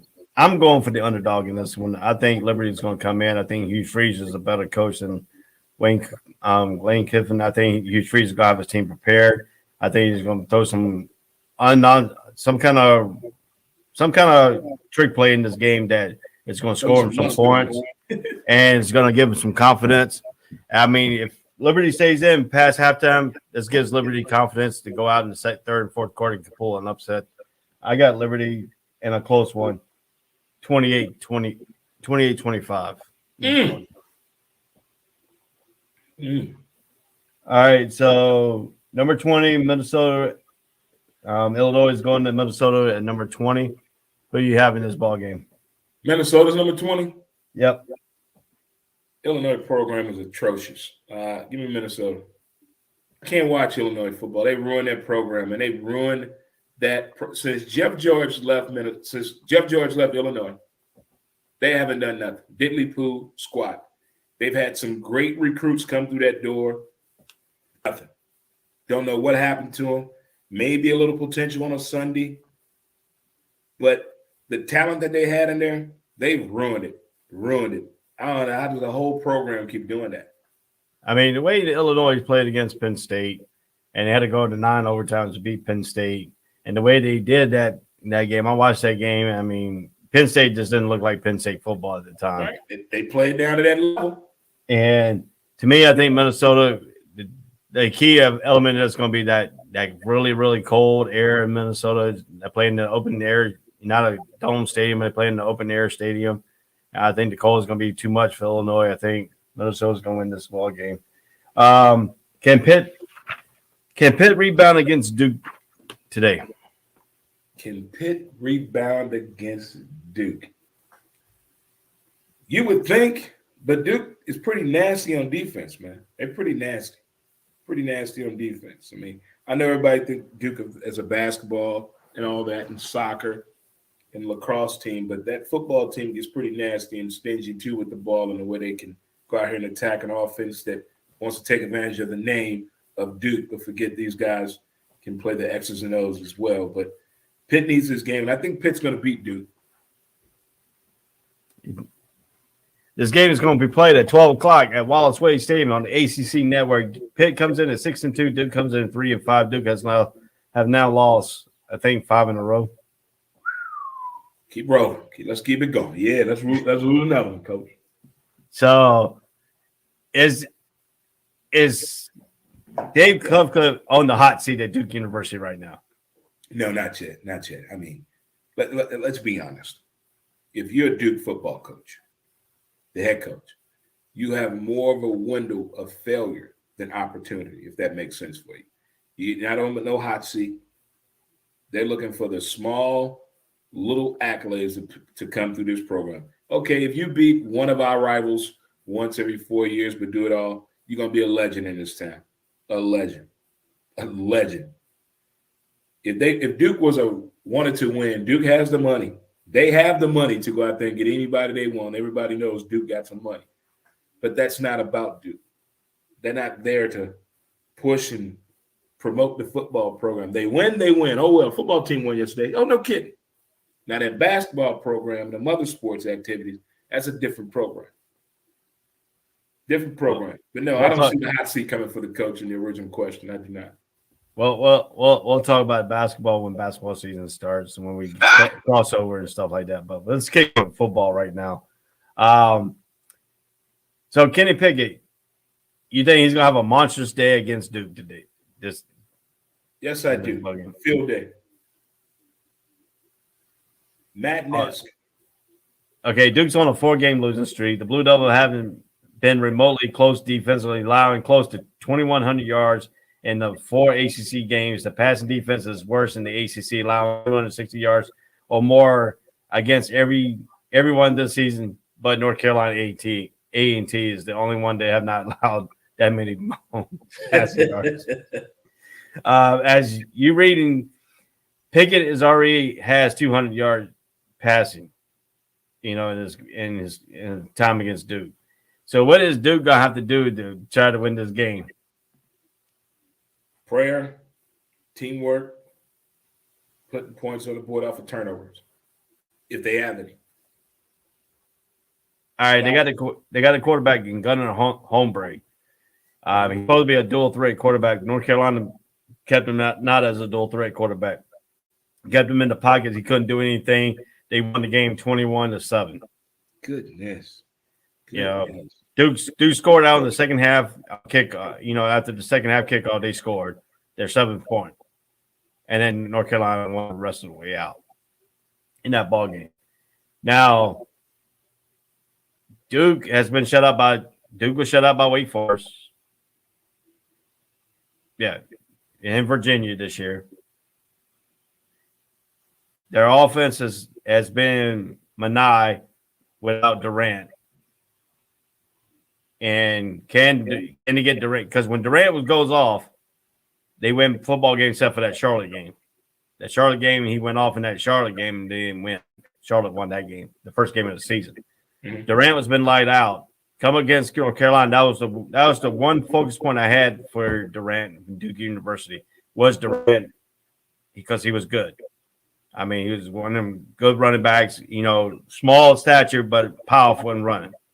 And he gives you these big games. So that's one thing I was worried about that Duke Carolina game. They really had the first few plays, he went off and then got injured, and then he was never the same after that. And he hadn't been the same since. And Pitt's defense don't allow the run and stuff. But what they did with against Miami, the running back in Knight, what does Duke have to get Morant doing? Duke has to get that running game going. Will Pitt allow Duke get that running game going? They're going to know they're trying to come in and do that, so they're going to try to stop the games. They're putting more people in the box, or they're stretching them out on the run to extend the running play. Can Pitt stop that, or they're going to try to run them up the middle? But either or, they're going to try to establish the run early. If they know they can't stop him and he has the numbers to put them in a winning situation, yeah, but I don't want to overwork the horse too early into the ballgame. Now, with Pitt's defense, and Miami exposed this last week, was getting the deep plays on their secondary. Now, Gunnar Holmberg don't have really they only have Bobo as a home run threat. The tight ends can get down the field. They got Massaquoi, one of the tight ends, and they got another good tight end. So they have to work the middle of the field and down outside. But if Duke can get the ball 20 or 25 yards down the field, that's going to be a hard time to get that running game going. Yeah, it is, but Duke has something in there that a lot of teams don't think about to their advantage. Special teams. Duke has always had somebody that can kick the ball. That's one thing. And they're not afraid to try a long field goal from the collegiate standpoint. But that's too many things that have to go wrong for Pitt to lose this game tomorrow. Like a whole lot of things got to go wrong for them tomorrow. Other than Duke doing all the things that are right to win the ball game. Because Pitt is so highly favored, and considering Duke coming in off this losing streak, I see Pitt just going down and attacking this game, putting this game out of reach early in the first half. Now, I've been reading some articles here, getting prepared my notes here, and one thing stood out in one of the articles was Duke has to be at least a +2 in turnover margin, but it only did that once this year and still almost lost the game to Northwestern. Mm-hmm. So is that a fair statement for Duke? They have to be a +2 in the turnover. They got to force some turnovers. They do, but if it makes no sense if you get a pick or a fumble or whatever it may be if you're not putting points on the board. If Pitt has 5 turnovers and Duke doesn't score up none of those turnovers, what's the point? They're going to lose the game for sure. So right now they have Pitt +21. The 64.5 is the over and under. People are predicting Pitt to win 44-20. Nah. What is your prediction? I got Pitt winning this one 23-13. 23-13. I got Pitt at least getting 30 points and Duke getting at least 10. 30-10. Okay. And we both picked Pitt. Yeah, we both picked Duke and we both picked Pitt in that game. The only games where different are the Wake Forest, North Carolina, and the Liberty and Ole Miss game so far. So you got at least 2 games you can get on me. So we'll get back here. We're going to take another commercial break here, and we're going to get back and we'll start picking some of the games up, and then we'll have more breakdowns of a few more games here left on the All Sports, All Plays College Breakdown Show. We'll be right back. I'm Ray and Dre, so we'll be right back after these commercials.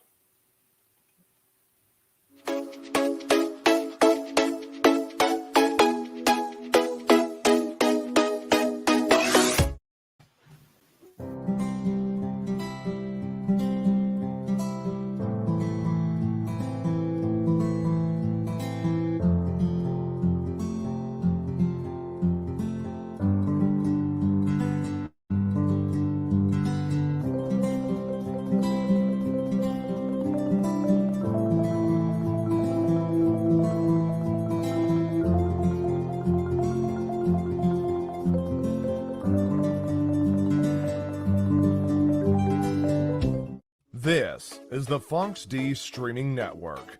Register to come on our channel at foxdnetwork.com. Welcome.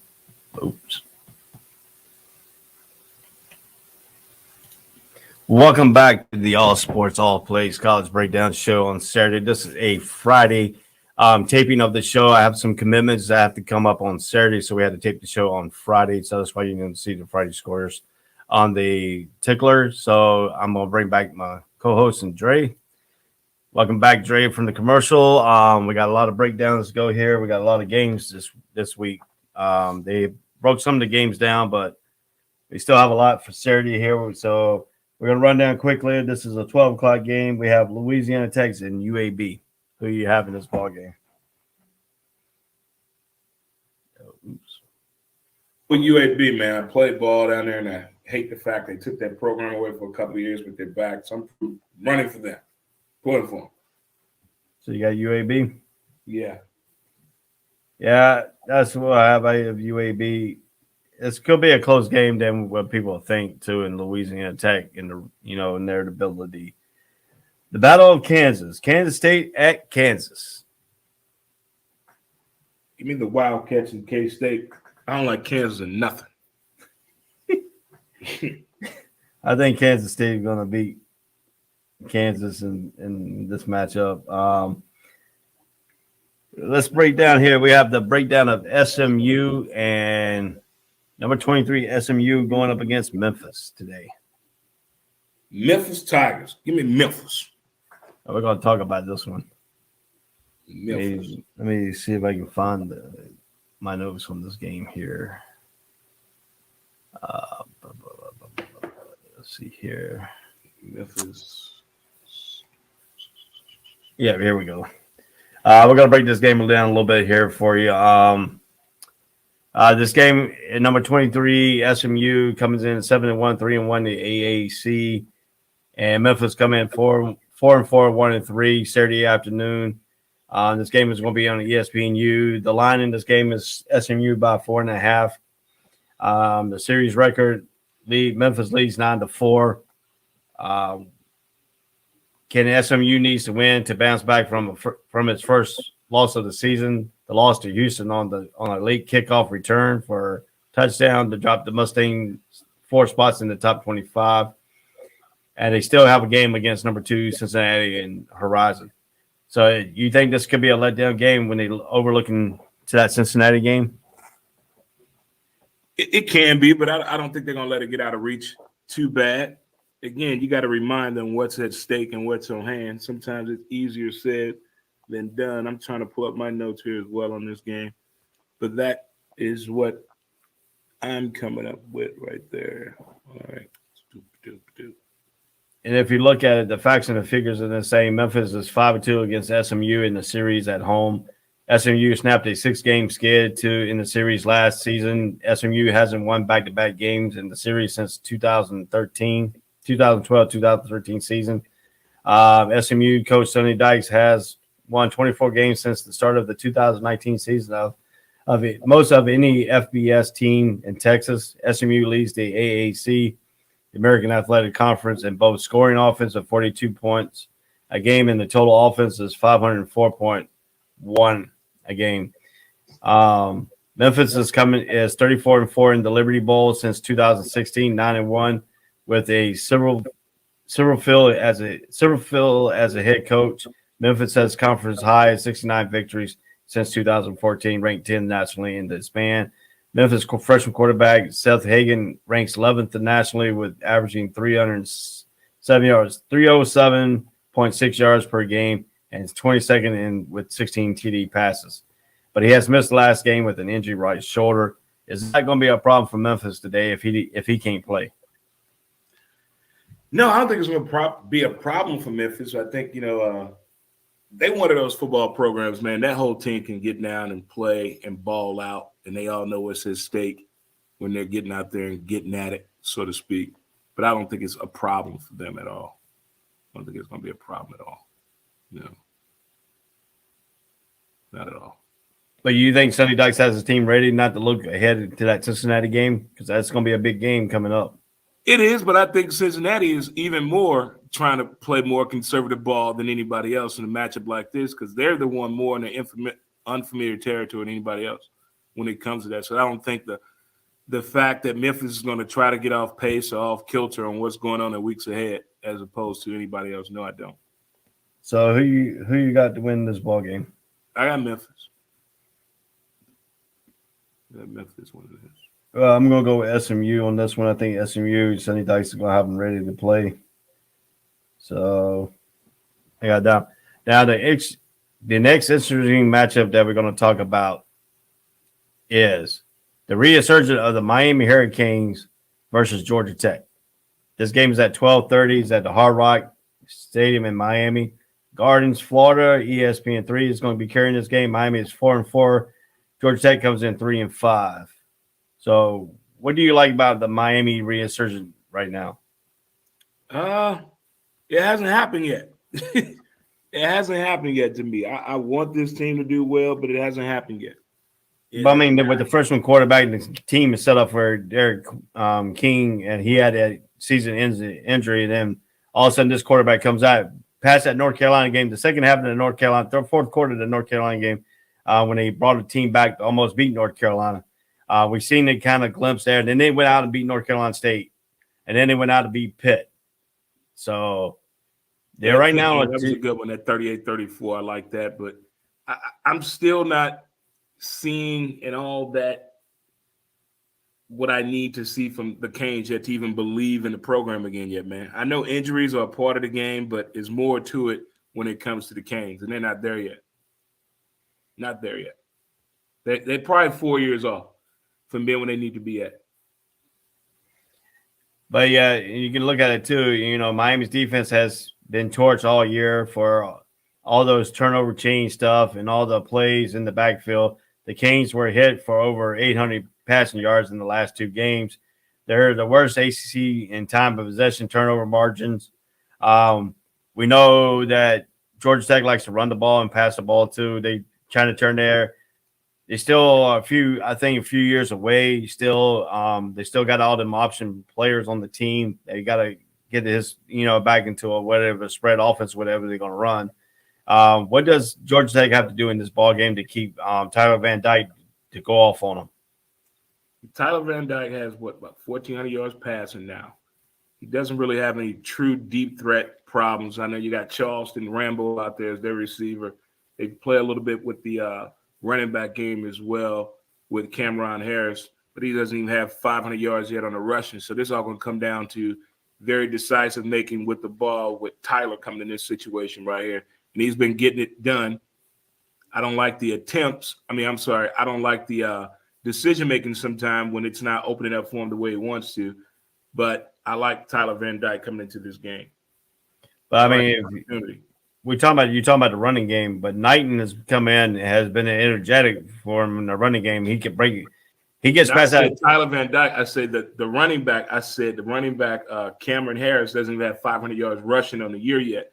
And I said the receiving core, he needs to be able to stretch the field. That's what I was saying. But if the game just comes down to Tyler just trying to throw the ball, I don't think it's going to come out in the benefit of them winning this game so convincingly. Yeah, everybody wants the Canes to be back, but the Canes are not always back all the time in that nature for people. Right, but they do have that one running back there in Knighton who has been interjected in here. And the last game when he played against Pitt, he broke a big run off by 80-some yards run to set the tone in that ball game. Mm-hmm. What does Georgia Tech's offense have to do in Sims and the two quarterbacks they have playing? One passes the ball and one is a runner and / he can pass the ball, but he's not consistent enough in Sims. Sims is a Jacksonville native here. When he played high school ball, he ran most of the time. He never really passed the ball that much for Sandalwood. So what does Georgia Tech have to do to come out here? They're gonna have to pass the ball more than what they're gonna have to run for. Because if Miami is straight up put 8 men in the box, they're gonna have to make Georgia Tech throw the ball. But Miami gives up big plays in the secondary and immature play with pass interference on plays like that of that nature. So the opportunity is there on the corners as well as down the middle and in the slot receiver position. So there's a lot of things that can be done on the Georgia Tech side of the ball, the passing game with a two-headed monster quarterback. In the running game, when Miami gets into the mode of defending the pass, they run into confusion, as we've seen with too many on the field, arguments on the field, and even on the field on what your assignment can be when the team is trying to do a hurry up or disguise their offensive scheme look with Miami. All right, so Miami's favored by 10.5, and the over and under 63.5. Some people got Miami winning 37-27 over Georgia Tech. Now, I got Georgia Tech winning this. Yeah, Georgia Tech winning. I will catch Miami when they're down. I know that game with Pitt is pretty big in their heart, but still, I don't see that turnover chain team I saw a couple of years ago. I don't see the team that's excited to take the field and ready for the challenge. I don't see that. I see a lot of hesitation. I see conversations going on as they're coming on the field. What the hell are y'all talking about? You should be running on the field with the enthusiasm to play this game. And I just don't see that with the Canes. Am I looking too much into this? Am I wanting more out of this program due to what they have been known to produce in the past, and I want them to do it again? Call up in the air. I just don't see that swag. I don't think those kids know they go to Miami. Put it that way. I got Miami winning a close one. I got Miami winning by a field goal, 35-32. They got a young kicker, too, little bitty fella. But now let's run a scenario here. Is Manny Diaz safe if Miami wins out the rest of their games this season? See, that's the thing. We're so quick to push people out. Who's coming in? So his job is safe for me. His job is safe. There's nobody out there, and let's say somebody in the Florida Gables 7-on-7 football institution, or someone is coming in and bringing 6 offensive players to the program, as what happened to Miami back in the day, about 8 years ago, when that coach brought in damn near a whole high school from the same high school championship team. And now, if something like that can happen again, oh well. But in the long run, they didn't win anything big. I think they won one bowl game when that happened. And everybody got hurt, dropped out of school. Things happened outside of the university that got the distraction totally away from football. So I don't see, if he's on the hot seat, who the hell coming in? Who's coming in? Ed Reed, that's not for him yet. It's not for him yet. Not for him. How about the name of Butch Davis that's sitting down in Hell no. Butch had his shot down there. No. Stay in your lane, Butch. I'm tired of recycling these coaches. I know. I'm just saying though. That's somebody was saying that. I'm reading some of these coaching jobs and stuff like that. I like to research on coaching jobs and see who's going to be out there, who's not, and what they're saying. And one person's put out there, hey, Butch Davis is already in that area with the Florida Atlantic, running. You know, he can bring in that South Florida crowd. He's a good recruiter, but the problem is all his stuff that goes on. What he did in North Carolina, he did in Miami, leaving in bad taste and stuff like that. So nobody wants to do that again. I got your point there, But, when they say Jimmy Johnson left, it was because that he knew Florida was coming off probation and he knew he won't get enough recruits. That's why he took the Dallas Cowboy jobs. Yeah. So you got to see what's coming ahead. You got to know what's coming ahead. And all these coaches nowadays, they talk to each other. Believe it or not, what we believe, I'm not saying they hang out. But we're sharing the bad shit that's on the way. And there's a whole lot of bad things behind the scenes in college sports, period, that these coaches are really willing to share the good information that needs to be shared. Watch out for this, watch out for that, and watch out for this. Well, the next game we're going to go into here is going to be Appalachian State at Arkansas State. So what do you see in this ball game? Not me watching it, just watching the ticker. But I like Boone, North Carolina, regardless. I love them kids up there. Ever since they beat Michigan in the rumble that shook the South, I'm pulling from App State. And those kids can party. Yeah, Red Wolves, Appalachian State comes in 6-2. Arkansas State Red Wolves come in 1-7. Appalachian State beat Coastal Carolina about 3 weeks ago in Boone, North Carolina, and they have been winning ever since. They have their own destiny in the Sun Belt Conference. They have their own destiny in their stretch, even though we got some games coming up here soon. So, what do this game is played in Arkansas. It's not played up in Boone. So, I mean, can Arkansas State give them a game? I mean, anything is possible, right? Anything is possible, but reality and actuality and realism is going to set in. We're way out of character here. I know it's just App State. I know you have the advantage of them playing in Arkansas, but I got App State being a real professional team in this situation and going down there handling business. Yeah, I got Appalachian State myself. Appalachian State, I think since that beating that Coastal Carolina team has really set them apart and put their season into perspective. Who do you have between North Texas and Southern Miss?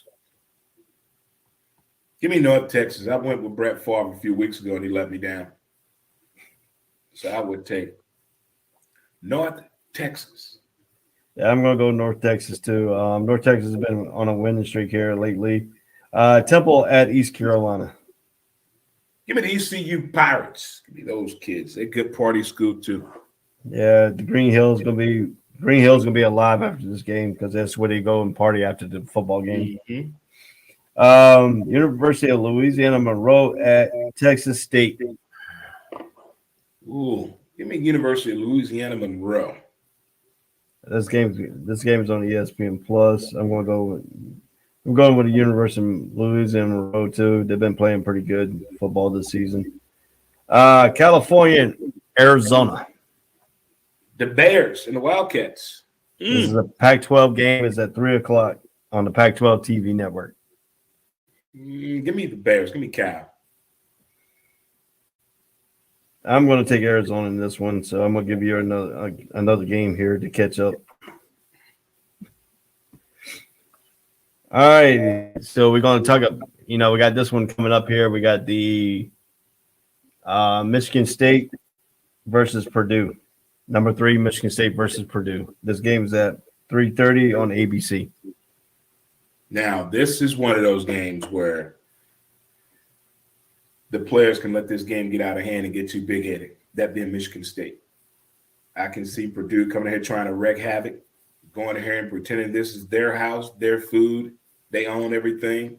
I could see this game getting a little too confrontational with the players. I can see probably 1 to 3 ejections in this game. There's definitely going to be targeting done in this game because the players are going to put this in their hands because Michigan State is trying to prove a point, and Purdue is not going to allow that to happen. I can see this being one of those Mutt and Jeff, the Hatfields and McCoys situation. But I can see it get real ugly. This game is played at 3:30 at Ross Age Stadium in West Lafayette, Indiana. The game is on ABC. Michigan State comes in at 8-0. Purdue's at 5-3. This is a tough Purdue 5-3 team. The record doesn't show what they have been doing this season. They're saying the Heisman front runner is Keith Walker for Michigan State. Do you see Purdue really stopping him? If Michigan can't really stop him, you think Purdue's going to stop him? I think Purdue is going to either give the perception and make Michigan State do something else. A lot of decoy going on here. I can see this being a chess match between the coaches, but the players are going to definitely define the outcome of this game. But I still think the emotions are going to get a little bit too high from Michigan State players other than Purdue. Because Purdue has nothing to lose going there. They can just go out here and handle business and piss off the relatives right here. Kiss the sister in the mouth, slap the uncle right in the private part type of situation. I can see them getting real testing in this game. Who has to play the more perfect game? I think Michigan State does. The pressure is on them. They have to play a damn near perfect game. Everybody has to be on their best behavior. Yeah, I like the statement I read up on my research here. This one person put in here the statement. This isn't a Drew Brees, a Billy Dicken, a Kyle Orton basketball on grass type of team. It's playing this game like it's 1920s again. The Boilermakers have yet played a game this year with a point total over 51 points. Wow. Unlike Michigan State, Purdue doesn't get hit with penalties. It gets flagged the fewest times in the Big Ten. But the defense only given up 314 yards per game and is great on third downs. Overall, is more about ball control than anything else. Who's going to win the time of possession in this ball game? That's going to be the key. Purdue's going to win the time of possession because they want to put Michigan State in an uncomfortable situation, either trying to prove that they're the record that they are, or trying to prove that they're Michigan State, or trying to prove they should be dominating this game.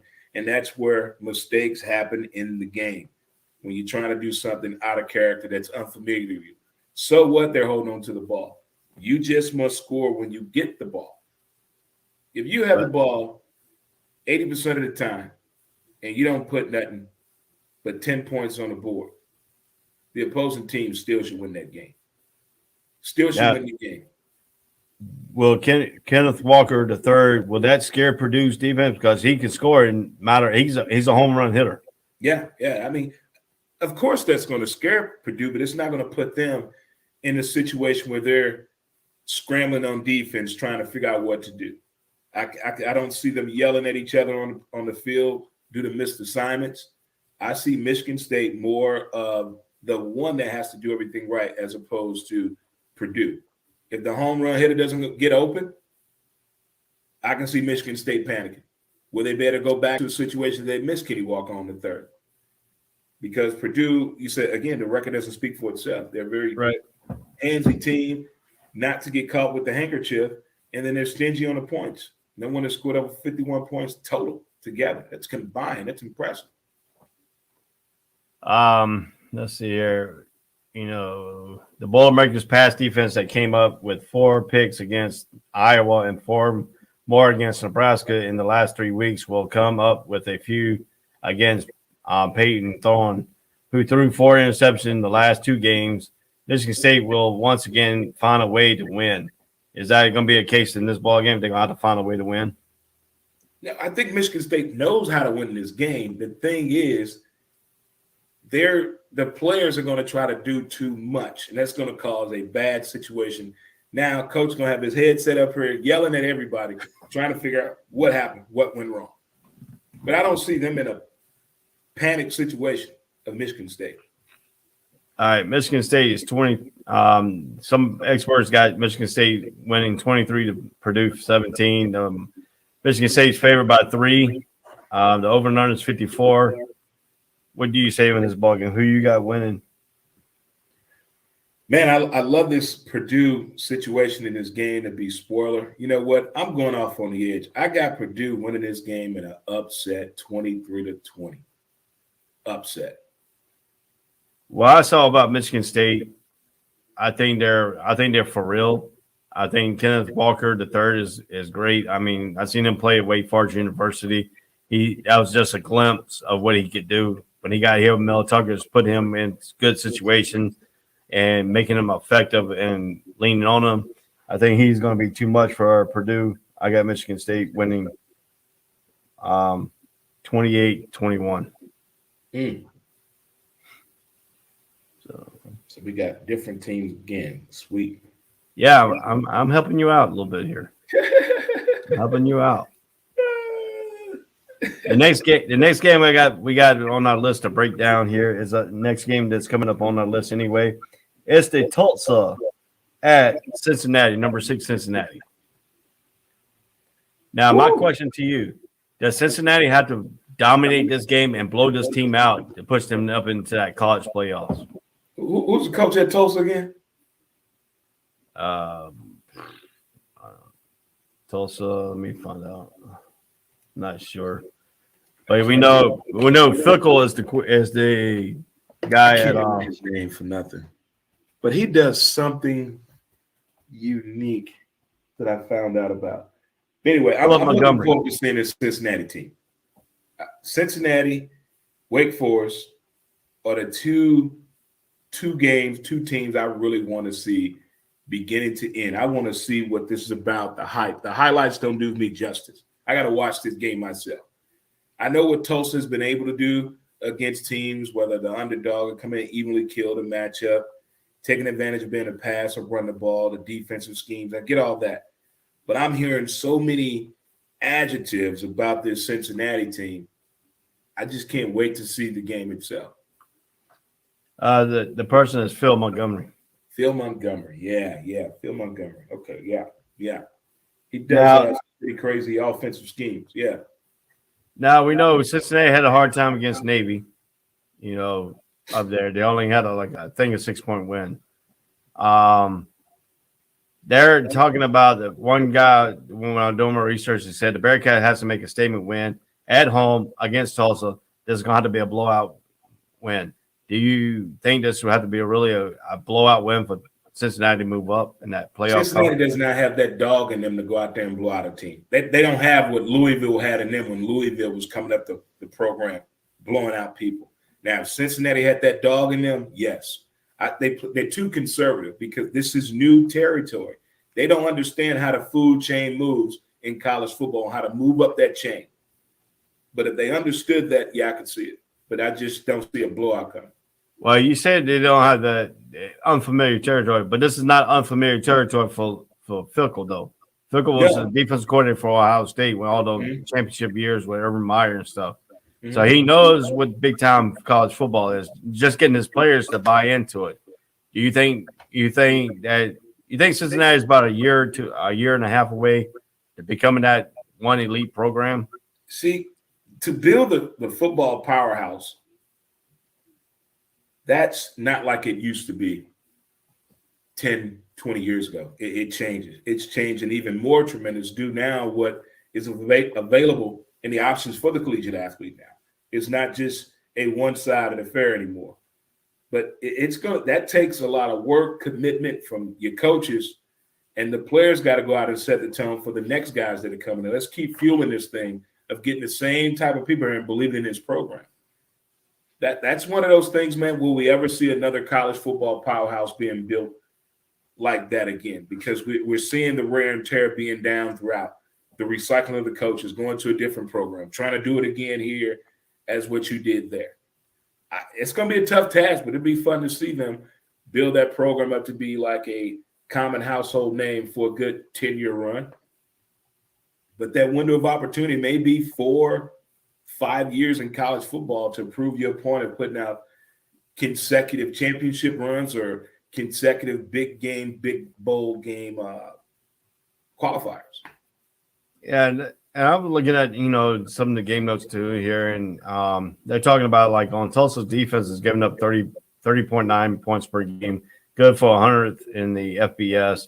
The Golden Hurricanes have allowed 396 yards total offense per game, including 162.4 yards per game on the ground, which ranks 83rd in the FBS. Now, saying Cincinnati can run the ball and they can pass the ball. If they get the balance today, is that going to give the Golden Hurricanes trouble to even mount a competition game here with them? Say that one more time. The balanced offense of Cincinnati. They can run the ball, they can pass the ball. The Golden Hurricanes defense is ranked 100th in passing and ranked 83rd in the FBS. So is the balanced offense of Cincinnati going to give the Golden Hurricanes too much trouble in this ball game to overcome and try to make this a competitive game? It should, but Cincinnati does not want a competitive game. They got to dominate this game. I wish they did have it in them and blow them out, like shut them out, embarrass the program, but they don't. This is going to be one of those lackluster 28-3 or 21-10 games. But the numbers are not going to dictate the score,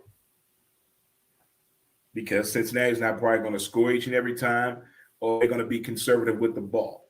But if they go ahead and dominate this game, right, this could be one of those games where great things could happen. Now, the Golden Hurricanes is coming in with their first this is the first time Breen is the first-year starter as full-time starter. He's the 6'2" junior, has completed 57.8% of his passes for 2,080 yards, but he has 11 touchdowns and also 11 interceptions. So every touchdown he's thrown, he has thrown an interception. Basically, ratio. Right. Well, that is not going to get it done against Cincinnati. If he turns the ball over every time he throws a touchdown, he turns the ball over at the same time, and Cincinnati scores. That's just giving up points. It's just even out the points. So, what does he have to do better in not turning the ball over? But Cincinnati does force some turnovers in these ball games. Well, Tulsa's going to try to go out here and quiet the crowd, do crazy things, but tip balls end up to what? A pick six going the other way. When you do things out of character, not knowing what you should be doing, that's when the crazy things in the game of sports happen.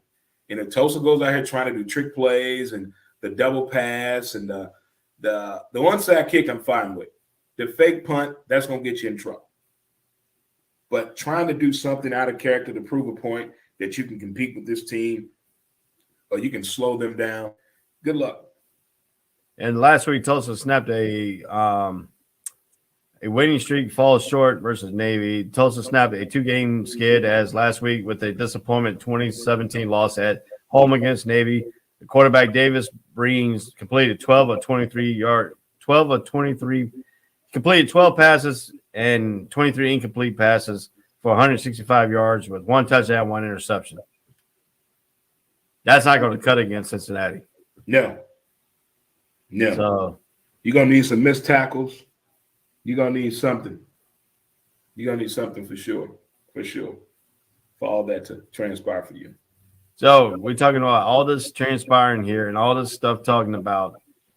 Where do you see this game? Do you see Tulsa winning this game, or you see Cincinnati winning this game? I see Cincinnati winning this game, but not like a 70-3 game. I see them possibly not even scoring 30 points, but I see them. The numbers are you're gonna look at the numbers and swear to God they score 84 points. But something happened, they stalled here and there. I can see these guys probably scoring 28 points, probably 28-10, 28-13. I see it a little bit different that way. I think Cincinnati is going. I think Cincinnati's mad what they had at the college poll. I think they got, they're going to think they got snubbed in the college playoff rankings. They're going to come out. I think they're going to kill this team. I think this game is not going to be close. I think this game will be like 44-10, Cincinnati. All righty. So now we're going to get to the interesting one here. Navy versus Notre Dame. And I was doing some research. I don't know if you know this or not. Notre Dame has played Navy every year. The reason they played is because Navy helped out Notre Dame. Notre Dame stayed open because of Navy. So the coach said we're going to play back then. The coach said we're going to play Navy every year. They have been playing Navy every year. So the history of Navy and Notre Dame football kind of goes hand in hand. I think that's why they have the same colors, because I think, Notre Dame is showing appreciation to Navy, and by the scheduling this game every year. How does the Navy stay in this ball game today at Notre Dame Stadium? Well, this game is truly going to be like 1920s, 1930s football if they stay true to form on running the ball, utilizing the tight end, getting the linebackers involved in this game. Field of possession and time possession are going to be key. Navy has the ability to slow down Notre Dame, and Notre Dame is in a position to prove they're not the same team that lost the 9 overtime game. They're a team that everyone had predicted to be in the bowl predictions, the top championship, playoff picture, and all that. So Notre Dame is going to try to come out here and shut out Navy, run up the score. We know Notre Dame is that school that will do that. They will. But we know Notre Dame is not – Navy's not going to have passing the ball. They're not going to run for 250 yards in this game. We may get 10 yards for every 4 rushes. It's going to be a very slow-paced 1920, 1925 stacked football game. And I am not, as a Navy man, I'm just being realistic. Notre Dame is going to beat the crap out of us. So, yeah, this is I stand wrong. Last year they didn't play because of COVID and all that stuff, but they play most every year. That was the first time they missed in a long time. Do you think the Navy option is going to give Notre Dame trouble? No, not at all. Not at all. When one team does something that they're known for, you're going to be prepared for it. That's the only thing. The missed tackles is the key. The only way the option and the triple option works is somebody miss a tackle or an assignment. That's the only way it's going to work. And time again, we get people overguessing the situation, thinking they know where they should be as opposed to what we already told you to be at. That's the only way it's going to work. It may be a tight end play here or there and a turnover play. Yeah, I can Notre tell Dame is going to turn the ball over. We already know that. They're going to turn the ball over. I can tell you the thing, too, because I played in the option-based offense in high school. We ran the triple option, wishbone option. We ran all kinds of freaking options you could think about, in football. But the one thing that teams that don't like is the cut blocks. When Navy comes in with the option team, you have to cut block. The cut blocks is going after the knee, and then do that no more though. No, they can't go for the knee, but they can go for the thighs. Yeah, they still cut block on the thighs. They can't. What they have done is they taken away the double team. One get hit low, one hit high, but they can still do the cut block as long as they are aiming for the thighs, not the knees no more, the thighs. So, are you able to get messages on your phone now through the ASAP Messenger? Yeah, because I just sent you a message. Did you get it? Let me see. Yep, I got it. Okay.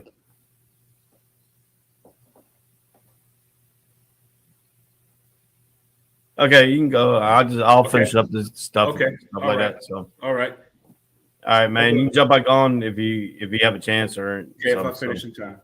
All right. Okay. Thanks, man. Sorry about that. Hey, just send me all your picks for the rest of the games and stuff too. Okay. So as soon as I get done, I will send it to you. All right. Thank you. Thank you. Yeah, no problem. All right.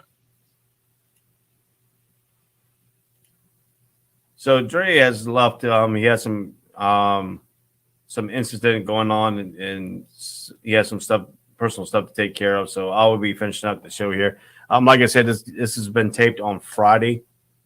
We have about an hour left on the show.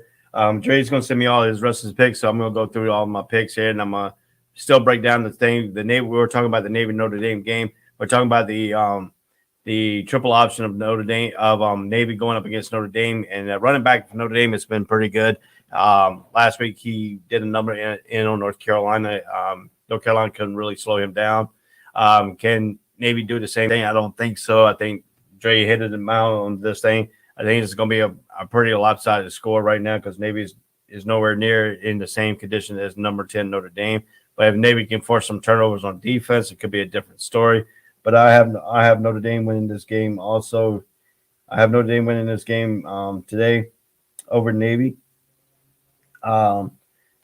Oklahoma State and West Virginia. We're not really breaking down that game. I think I have West Virginia winning this game at home. I think West Virginia is a better team than Oklahoma State. West Virginia's record doesn't show that. They've been playing good football the last few weeks too. So I have West Virginia pulling the upset against number 11 Oklahoma State. Number 12 Baylor at TCU. We talked about Gary Patterson early in the show. We're talking about he was let go from him and the university had a new mutual agreement. He's no longer with the university as a head coach. He's no longer associated with the university, not coaching. So I think that's going to do an effect there. I think Baylor's going to run dog on TCU. I have Baylor winning this ball game pretty much big on this thing here. Like I said, Dre's going to send me all his picks for remaining games. So I'll have the updated things once I get all his picks in on this afternoon. Let's see here. Do I have? Yes, I do. We're gonna continue our matchup here. We have Auburn versus Texas A&M. I'm gonna break this game down a little bit. This is one of our mini games of our 19 games that we have to break down here today. We have broken down a total of 1, 2, 3, 4, 5, 6, 7, 8, 9, 10, 11, 12. With this game right here, we have broken 11. We have broken 11 of our 19 games that we had on our schedule to pick here. Actually, we have 12. We just did the TCU and Baylor one. Wasn't really not too much of the talking about. This game is on Saturday. This game is on November 6th. Like I said, this has been pre-taped. I had some pre-engagements to do on Saturday, so we had to tape this show early. Dre Montez was here for the first 2 hours of the show. The last few hours, he had some personal issues he had to take care of. So if he comes back, he'll jump back on. If he can't, he'll send me all his picks in. This show has been taped on Friday, so you don't see the Friday night games on the tickler. You see the Tuesday night games. Ball State 31, Akron 25, Miami of Ohio 33, Ohio 35, Eastern Michigan 52, Toledo 49. Wednesday night game final was Central Michigan 42 at Western Michigan 30. Northern Illinois 47 at Kent State 52. Thursday night scores, games final.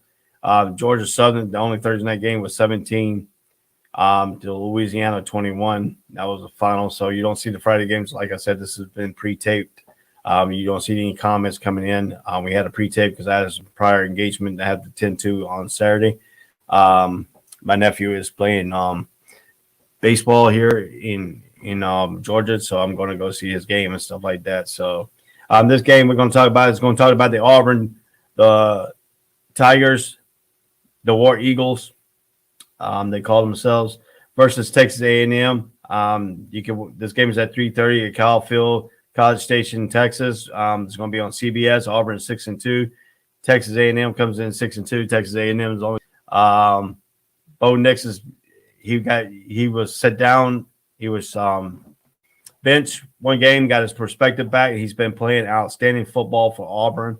It's going to be a team. It's got to be a team effort for Auburn. Bo Nix is going to have to stay away from his interceptions, making bad mistakes in this ball game. The junior has passed for 200 yards, passing in every SEC game. He is making more and more big plays, hitting over 10 yards per throw for the last 2 weeks.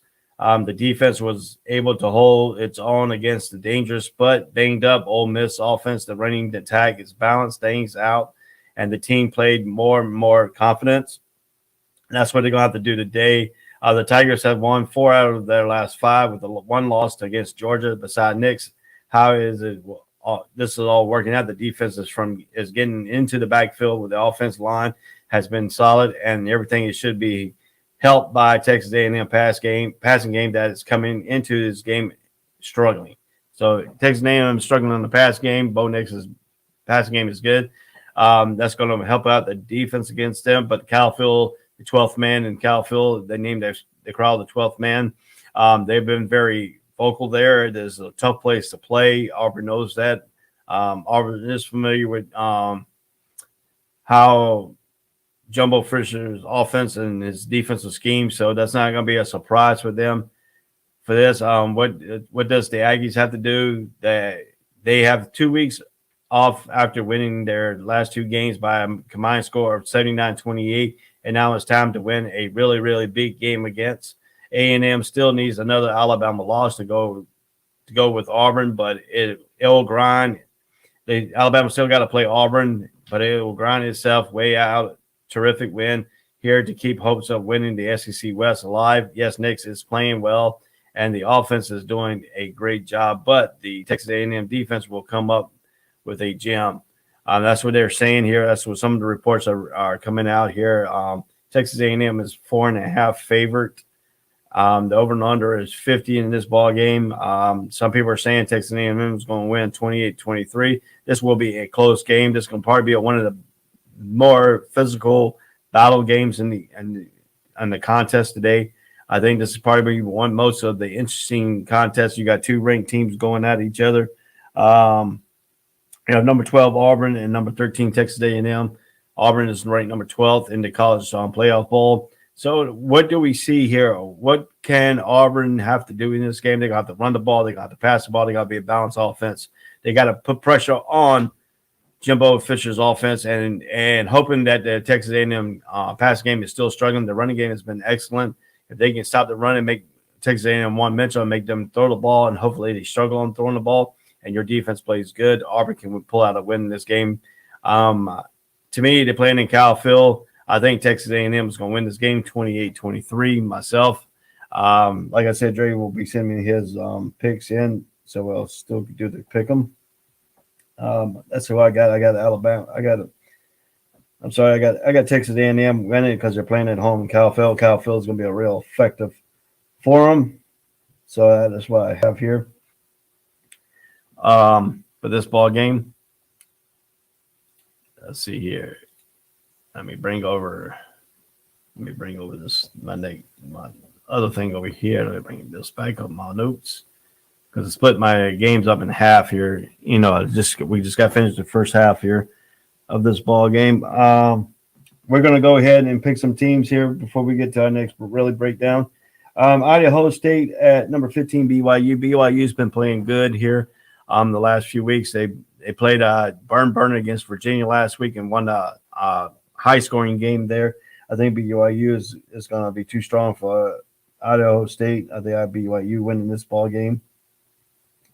Number 21, Wisconsin at Rutgers. I think Wisconsin is finding their little niche right now. I think Rutgers is finding a little bit of a niche, not a great niche, but I think Wisconsin's got a better team. I think Wisconsin's going to go into Rutgers and win this ball game. Rice at Charlotte. I think Rice's offense is good. I think Charlotte plays better at home. I got Charlotte winning this ball game today. So I think Charlotte will win this ball game. Middle Tennessee versus Western Kentucky. Western Kentucky Hilltoppers has been playing incredible football this year. The record doesn't show where they've been playing, but they've been playing good on offense and defense. They have a few turnovers that cost them some of the ball games. But today, I think Western Kentucky is playing at home. I think the Hilltoppers will win this ball game against the Middle Tennessee. Our next game we're going to really break down will be the Penn State game.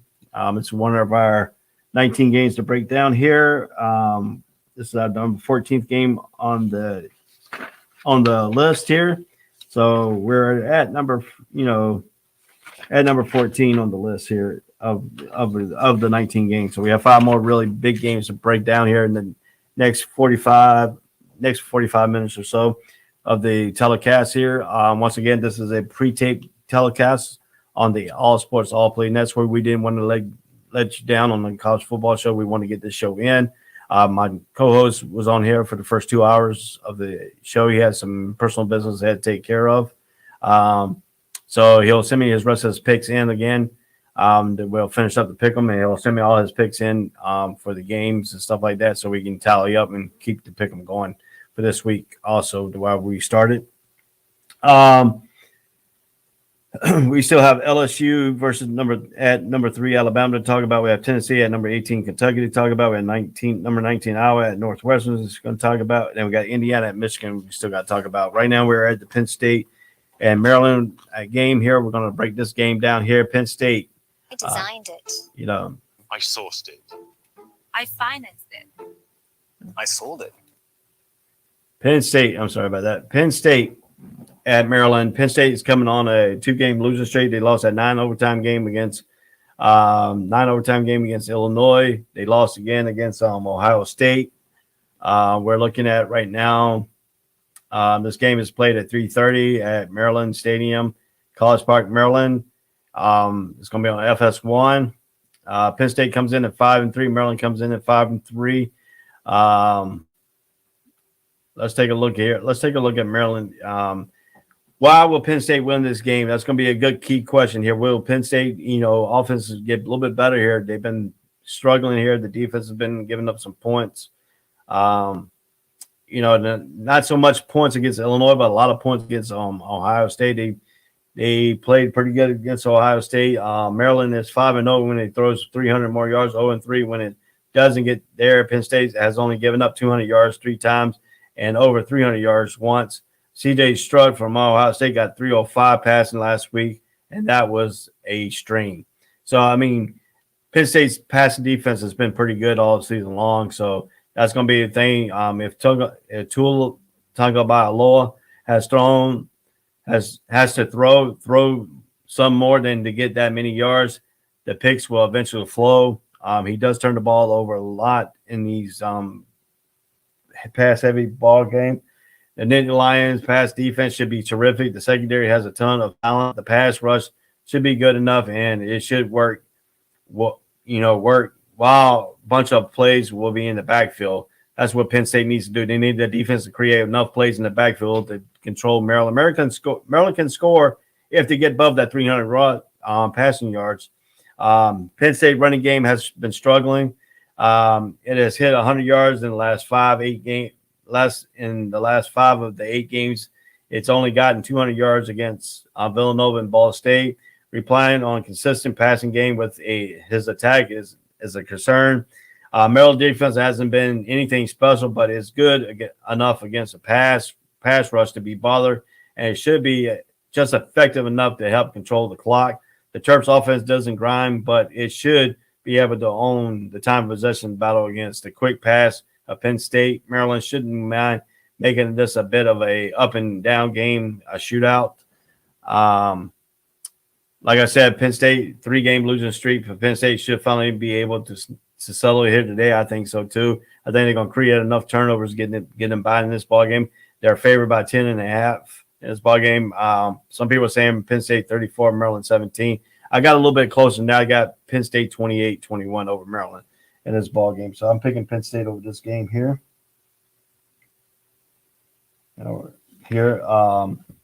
So that's one of our games here to break down in this telecast here. Like I said, I got 5 more games to break down. We had 2 hour and 14 minutes into the show. Once again, this is a pre-tape show on Friday on the All Sports All Plays College Breakdown. We didn't want to go without breaking down a college football game. This would, so we want to get this. I have important engagement. My nephew is playing baseball out of town, and I'm gonna be traveling to that baseball game tomorrow early. The game is I think is at 9:00. I'll be leaving here about 6 a.m. in the morning.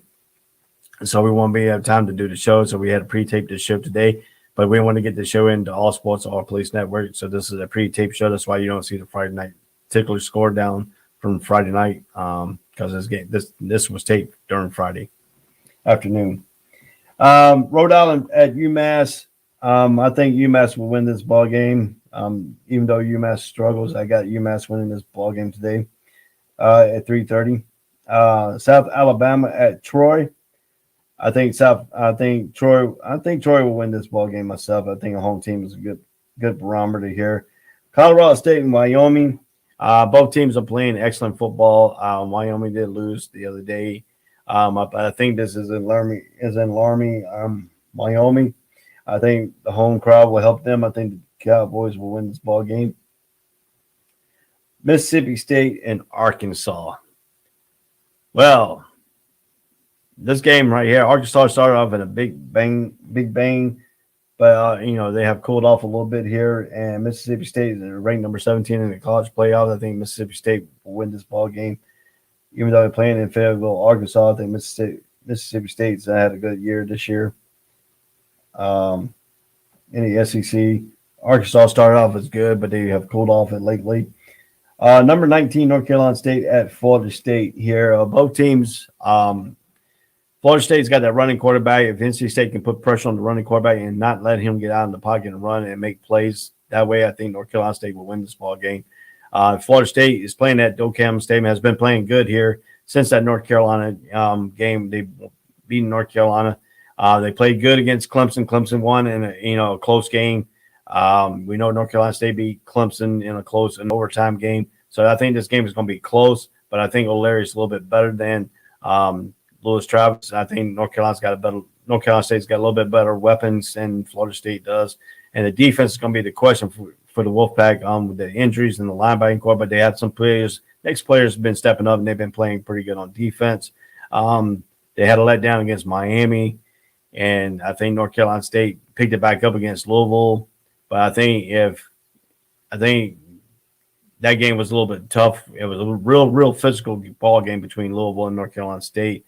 That's going to be the question. Can Florida State handle the dual running backs of North Carolina State? I don't think Florida State can handle that. I think I have North Carolina State winning this one in a slim, 28-25 game at Joe Campbell Stadium.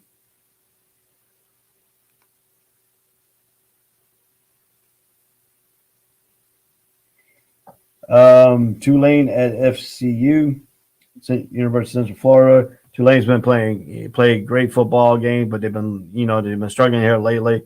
UCF has been playing great. I'm gonna give the edge to UCF on this one. So I got UCF winning this ball game. Utah State at New Mexico State. Utah State has been an up and down team this year. They've been playing physical football. They've been playing excellent, football at times, but they've been up and down. They've been too mediocre. New Mexico State hasn't been really the New Mexico States that we have seen in the past. I'm gonna give the edge to Utah State going into New Mexico winning this ball game. Marshall at Fall Atlantic. I still like Marshall. Even though Marshall has some history in the past in 1969. We all got to remember that 1969 team. They lost their lives and stuff. That still haunts me today. Reading about that because I wasn't born at the time. I was born in 1972. So the 1969 team, I've been reading. I read a lot of articles. I watched the movie Marshall. Marshall is that you had Randy Moss, you had Pendleton, good football teams. You had Leftwich. So they had some good players come out of Marshall. I think Marshall will win this ball game going into Florida Atlantic to win. So I'm going to pick Marshall in this ball game. Coastal Carolina at Georgia Southern. Coastal Carolina is playing terrific football. Played terrific against Appalachian State. Appalachian State played a little bit better football in that ball game. It came down to the last possession, and Appalachian State won that game. I have Coastal Carolina still playing good football with that one loss. I think Coastal Carolina will go into Georgia Southern and win that ball game. We're down to the 7 o'clock game. We're down to LSU at number 2, Alabama here. So we're going to break. This is one of our breakdown games here. This game is at 7 o'clock Eastern time at Bryant-Denny Stadium in Tuscaloosa, Alabama. This game is on ESPN. Alabama comes in at 7-1. LSU comes in at 4-4. Ed Orgeron knows he's on his way out of mutual agreement and stuff like that, but he's still the coach at LSU right now. We know LSU is going to be up for this game. We know LSU had, terrific, playing against Florida when they beat Florida with the counter trade. That's not going to work against Alabama. They're going to have to play smart football. They got to play penalty free. They got to get that running game going. They got to get a little bit of passing from Gus Johnson. So what do we see here for Alabama here? There's going to be no pressure for LSU. LSU has no pressure in this ball game because they have no pressure in this ball game. So hold on one second. My wife texts me here. So however, Florida has proven it could run on the Tide. LSU has 2 weeks off to rest up to get some of the players healthy. They have pounded away early to give it a shot, but this will be more about whether or not Max Johnson can get into a groove.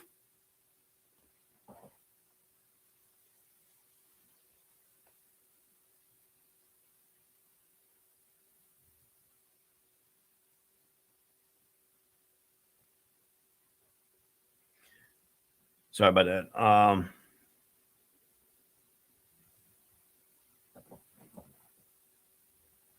Yeah, so LSU and has to get this stuff. Tennessee, against Tennessee, Alabama, by 18. But Hendon Hooker, the passing game were strong. Mississippi State got blown out, but it went Mississippi State threw for over 300 yards in this ball game, so they have getting up yards.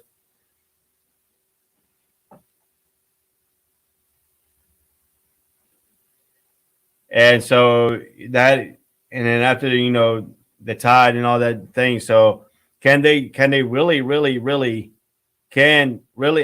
stay in this thing? I think LSU can, but would Alabama just take it away because they didn't cook in home crowd, the fourth quarter, the lights blinking and stuff like that. But Alabama's gonna have a little bit of pressure on them because they got to keep pace in the college playoff, even though they are the Alabama. I don't think a 7-2 Alabama. I don't think a 2-loss Alabama team is gonna make the college playoffs. I think they have to keep it a 1-loss win to stay in the top 5, top 6. Even though your name is Alabama, I think Alabama's got a lot of gimmicks. I think the Gators have shown a little bit of way. I think Texas A&M showed you a little way. Did show you a way to beat them. You got to play full 60-minute football. With Alabama, you cannot play, a few minute quarters here. You got to play a full 60-minute football game here and there. So that's going to be a key too for Alabama. Can they play a full 60-minute without turning the ball over? Alabama is favored by 29 points. I think that's kind of minuscule here. Over and under 66. People are saying Alabama is going to win 48-20. I think it's going to be a little bit closer game than that. I think it's going to be 35-20 myself in this ball game. But I do have Alabama pulling it out because they're playing at home. So I have Alabama pulling this one out here on this ball game. So we're going to move on to the Tennessee-Kentucky game here. This is number 17 out of 19. Really break down here. Now, we still got a lot more football games to cover here. So we'll break that down here momentarily here. Tennessee, Kentucky. I see this is going to be a good game. I'd say Hendon Hooker. I've seen him play at Virginia Tech. He played that 1-6 overtime game with North Carolina. He took control of that game up in Blacksburg, and this game is at 7:00 at Kroger Field in Lexington, Kentucky. Kentucky's pretty good at home.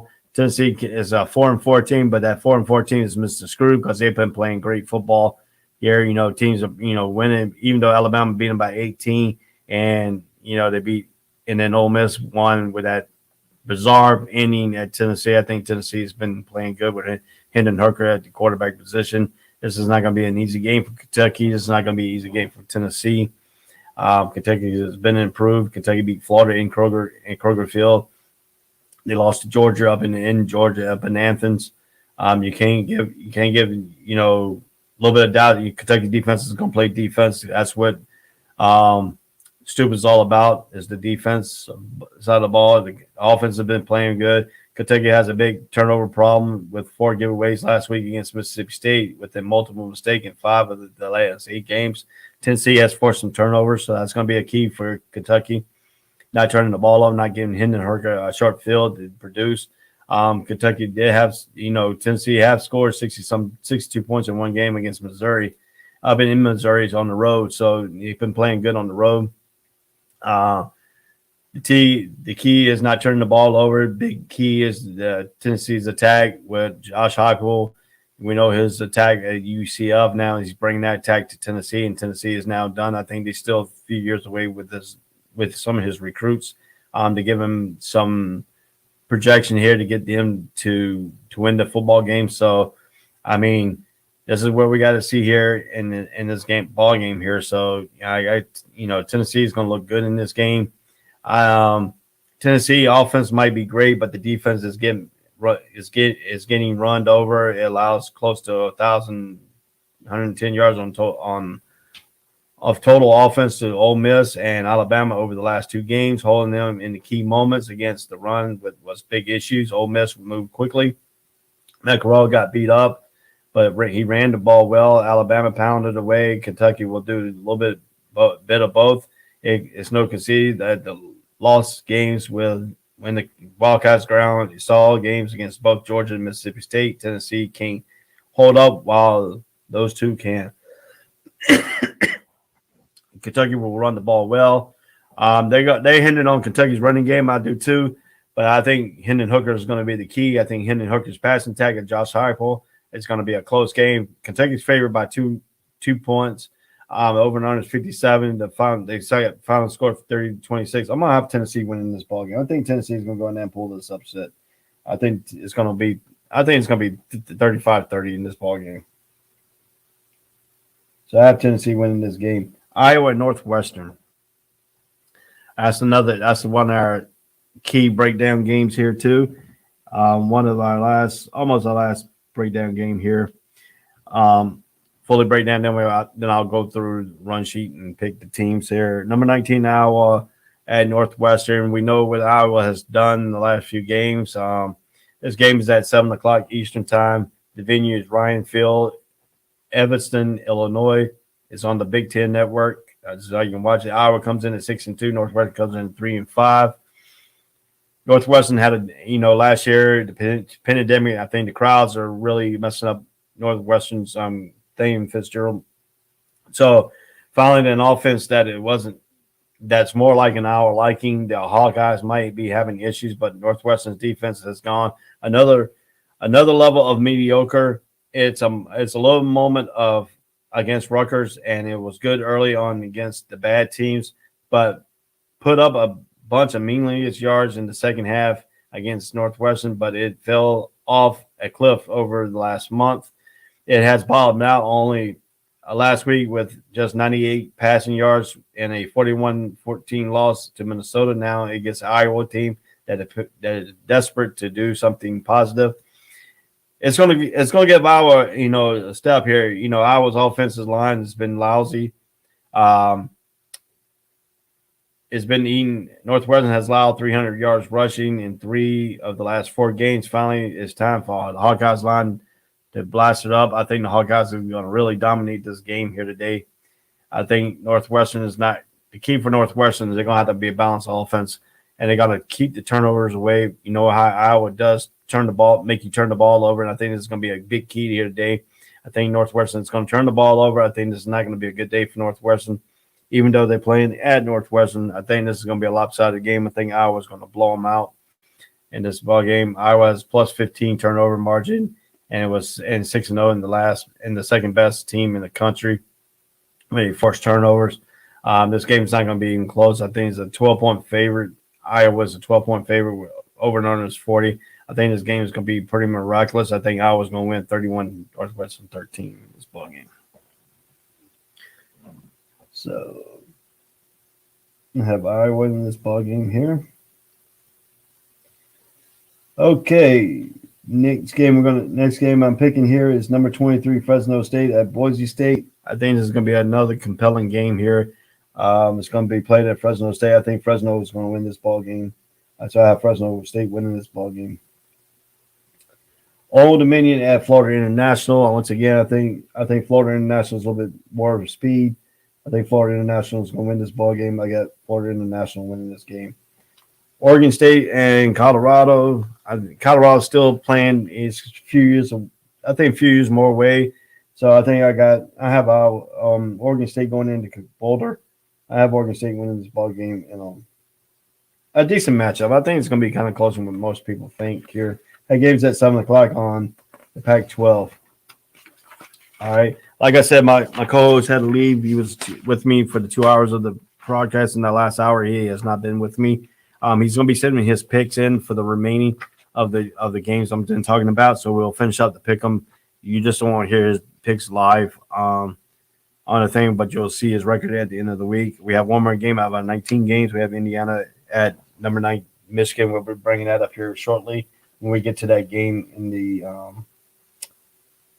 in the contest here. So UNLV and New Mexico. I think New Mexico is going to win this. They're playing at home. That's my pick there. Oregon at number 4. Oregon at Washington. I think Oregon's got that game wrapped up. I think it's going to be a little bit closer game than people thought. Oregon's going to keep teams in to like the last fourth quarter. I think this game is going to be up to the fourth quarter. I think Oregon takes over in the fourth in this ball game. Now we're going to get to Indiana at number 7, Michigan. It's our last really thorough breakdown until I get moved on here. In this contest here, here we go. I'm bringing up the college football playoff rankings for you in this contest here. Indiana at number 7, Michigan. Michigan's coming off that big loss to Michigan State. Really a Dean Flatten loss. I mean, Michigan outplayed Michigan State until right at the fourth quarter. So what does we see here? This game is at 7:30 Eastern Time at Michigan Stadium in Ann Arbor, Michigan. Game can be watched on Fox Network, the regular Fox, regular TV. Michigan is 7-1. Indiana comes in at 2-6. Indiana's not been really Indiana like it was last year. I think a lot of injuries at the beginning of the thing. I think Michigan's a better team. Michigan's way better team in Ann Arbor. They haven't lost at Ann Arbor, Michigan this year. I think this is going to be a tough game here. I think that punch in the mouth that Michigan State gave to Michigan, I think woke them up a little bit. I think they're going to be back on their Michigan winning ways. It wasn't a bad game up in Michigan State. I mean, both teams played tremendous, and you got to give Kenneth Walker III in that game credit to do what he did to put Michigan State ahead over Michigan. And so you got to understand Michigan led most of that game. So what could happen? Michigan defense is strong. Getting off the field on the offensive line isn't allowing much of anything happening in the backfield. So it's all should work against IU team that doesn't generate enough pressure. They won't have enough pressure to beat the offensive line from Michigan. I think Michigan is going to dominate this game. I think it's going to be one of the blowout games of the day. You're going to see two different styles of team. Michigan is favored by 20 in this ball game. I mean, what can we say about Indiana? Indiana last year I think it was a fluke because it was pandemic year, no crowd. They could hear the thing. I think the crowd noises really affect some of these teams that were really good last year, like Northwestern, Indiana. Really has downplayed when you got a crowd in front of them. If you don't have to put a crowd in front of them, they play better. Now we're seeing in stadiums that they go to now, the crowd is not there. It's not putting more pressure on them. The crowd's here. It's putting a lot of pressure on them just to see what they had last year. And Indiana has not lived up to that hype from last year coming into this ball game.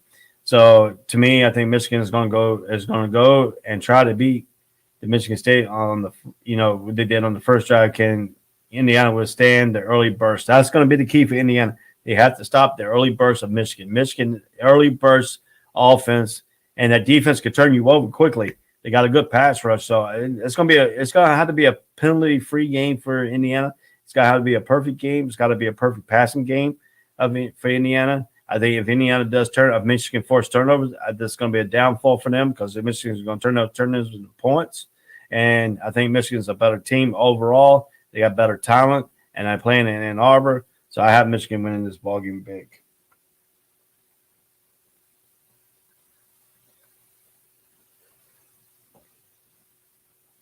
So I have Michigan winning this ball game here. That's our last really deep breakdown here.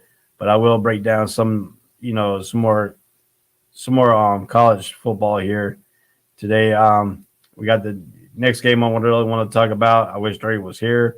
It's this Florida Gators versus South Carolina in today's ball game here.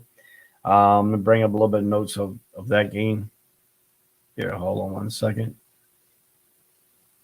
Let's see if I can find it real quick here. I had the notes, and I dropped that one thing on the notes here for Florida Gators. Florida Gators and South Carolina here. Let me bring my notes up here for that. This game's at 7:30 at William Bryce Stadium in Columbia, South Carolina. Game's on the SEC Network. Florida comes in at 4-4. South Carolina comes in 4-4. So this should be a really good matchup here. The thing is, the injury to Richardson is one of the better quarterbacks. Emory Jones is going to be probably going to play. I think that's going to give South Carolina a little bit of problems. I think Florida's a little bit better than South Carolina, but they're playing in that garbage stadium down in Columbia, in South Carolina, downtown. I really don't like the stadium. It's really not really a thing. I think it's going to be a sellout crowd because that's Florida Gators coming into South Carolina. South Carolina has a terrific group of running backs that just can't get going. There are plenty of positive in Shane Beamer's first year, but getting the ground attack going has to be the issue. They failed to get over 100 yards in the last five of the last 7 games they've been playing. On the flip side, South Carolina defensive front has only allowed 230 yards rushing, more than 3 of the last 5 games, and is 0-4 when giving up at least 184 yards rushing. Florida is averaging 243 yards on the ground. That's due to Emory Jones at quarterback, so it gives them a dual threat quarterback. That's what Florida's going to play. He has to rely on. His passing, he can pass the ball, but he's inconsistent in passing. He does do a lot of turnovers. South Carolina can force a lot of turnovers, put a lot of men into the box, make them pass the ball, and hopefully they can force some key turnovers and get short field position. I think you can put a lot of pressure on Florida there in the day, but I think Florida comes back strong in this ball game. I think Florida will win this ball game today. Florida is favored by 18. Some people say Florida 38, South Carolina 16. I think it's going to be a little bit closer than that. I think it's going to be Florida 28, South Carolina 14.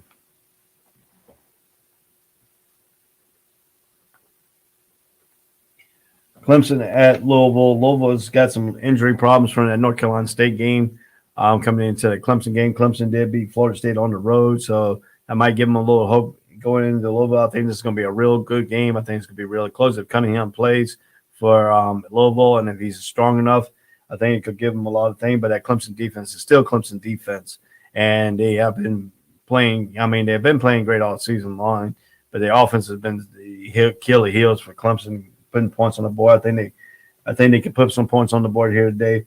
But I think I'm going to give Clemson a win here. I think Clemson is going to come back and win this ball game.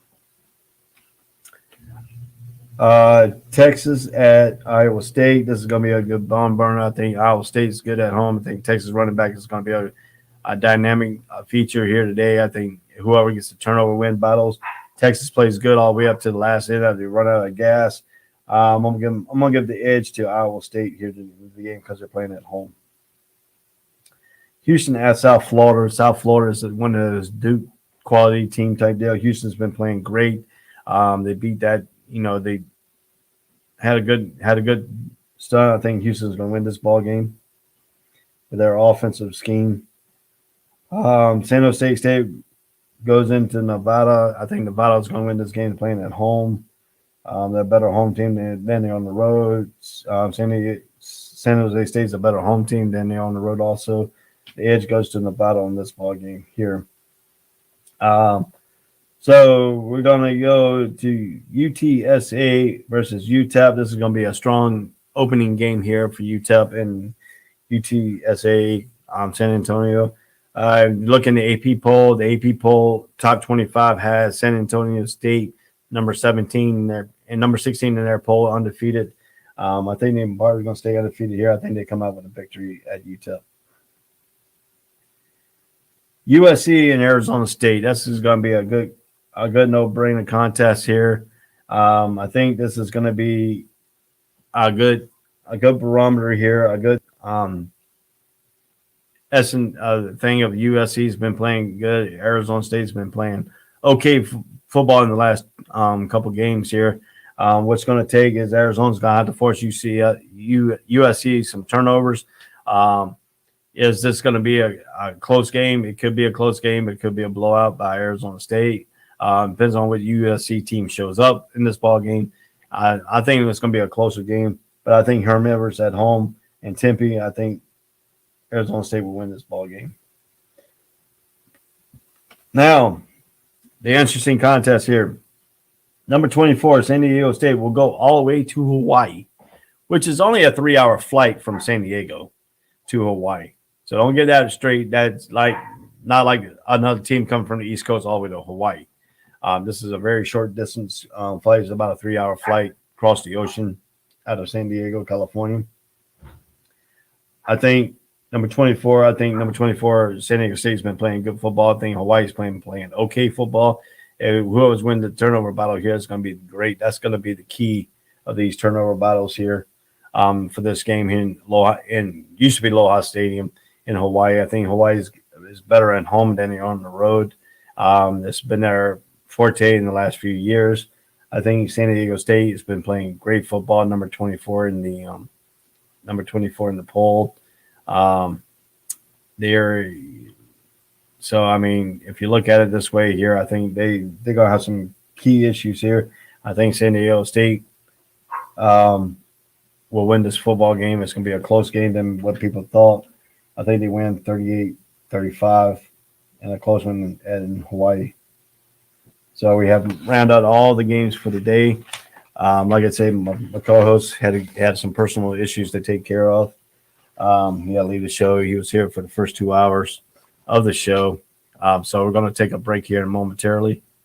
So you see, my wife is bringing my food in. So we're getting ready to slow down here. Eating some Taco Bells here today. So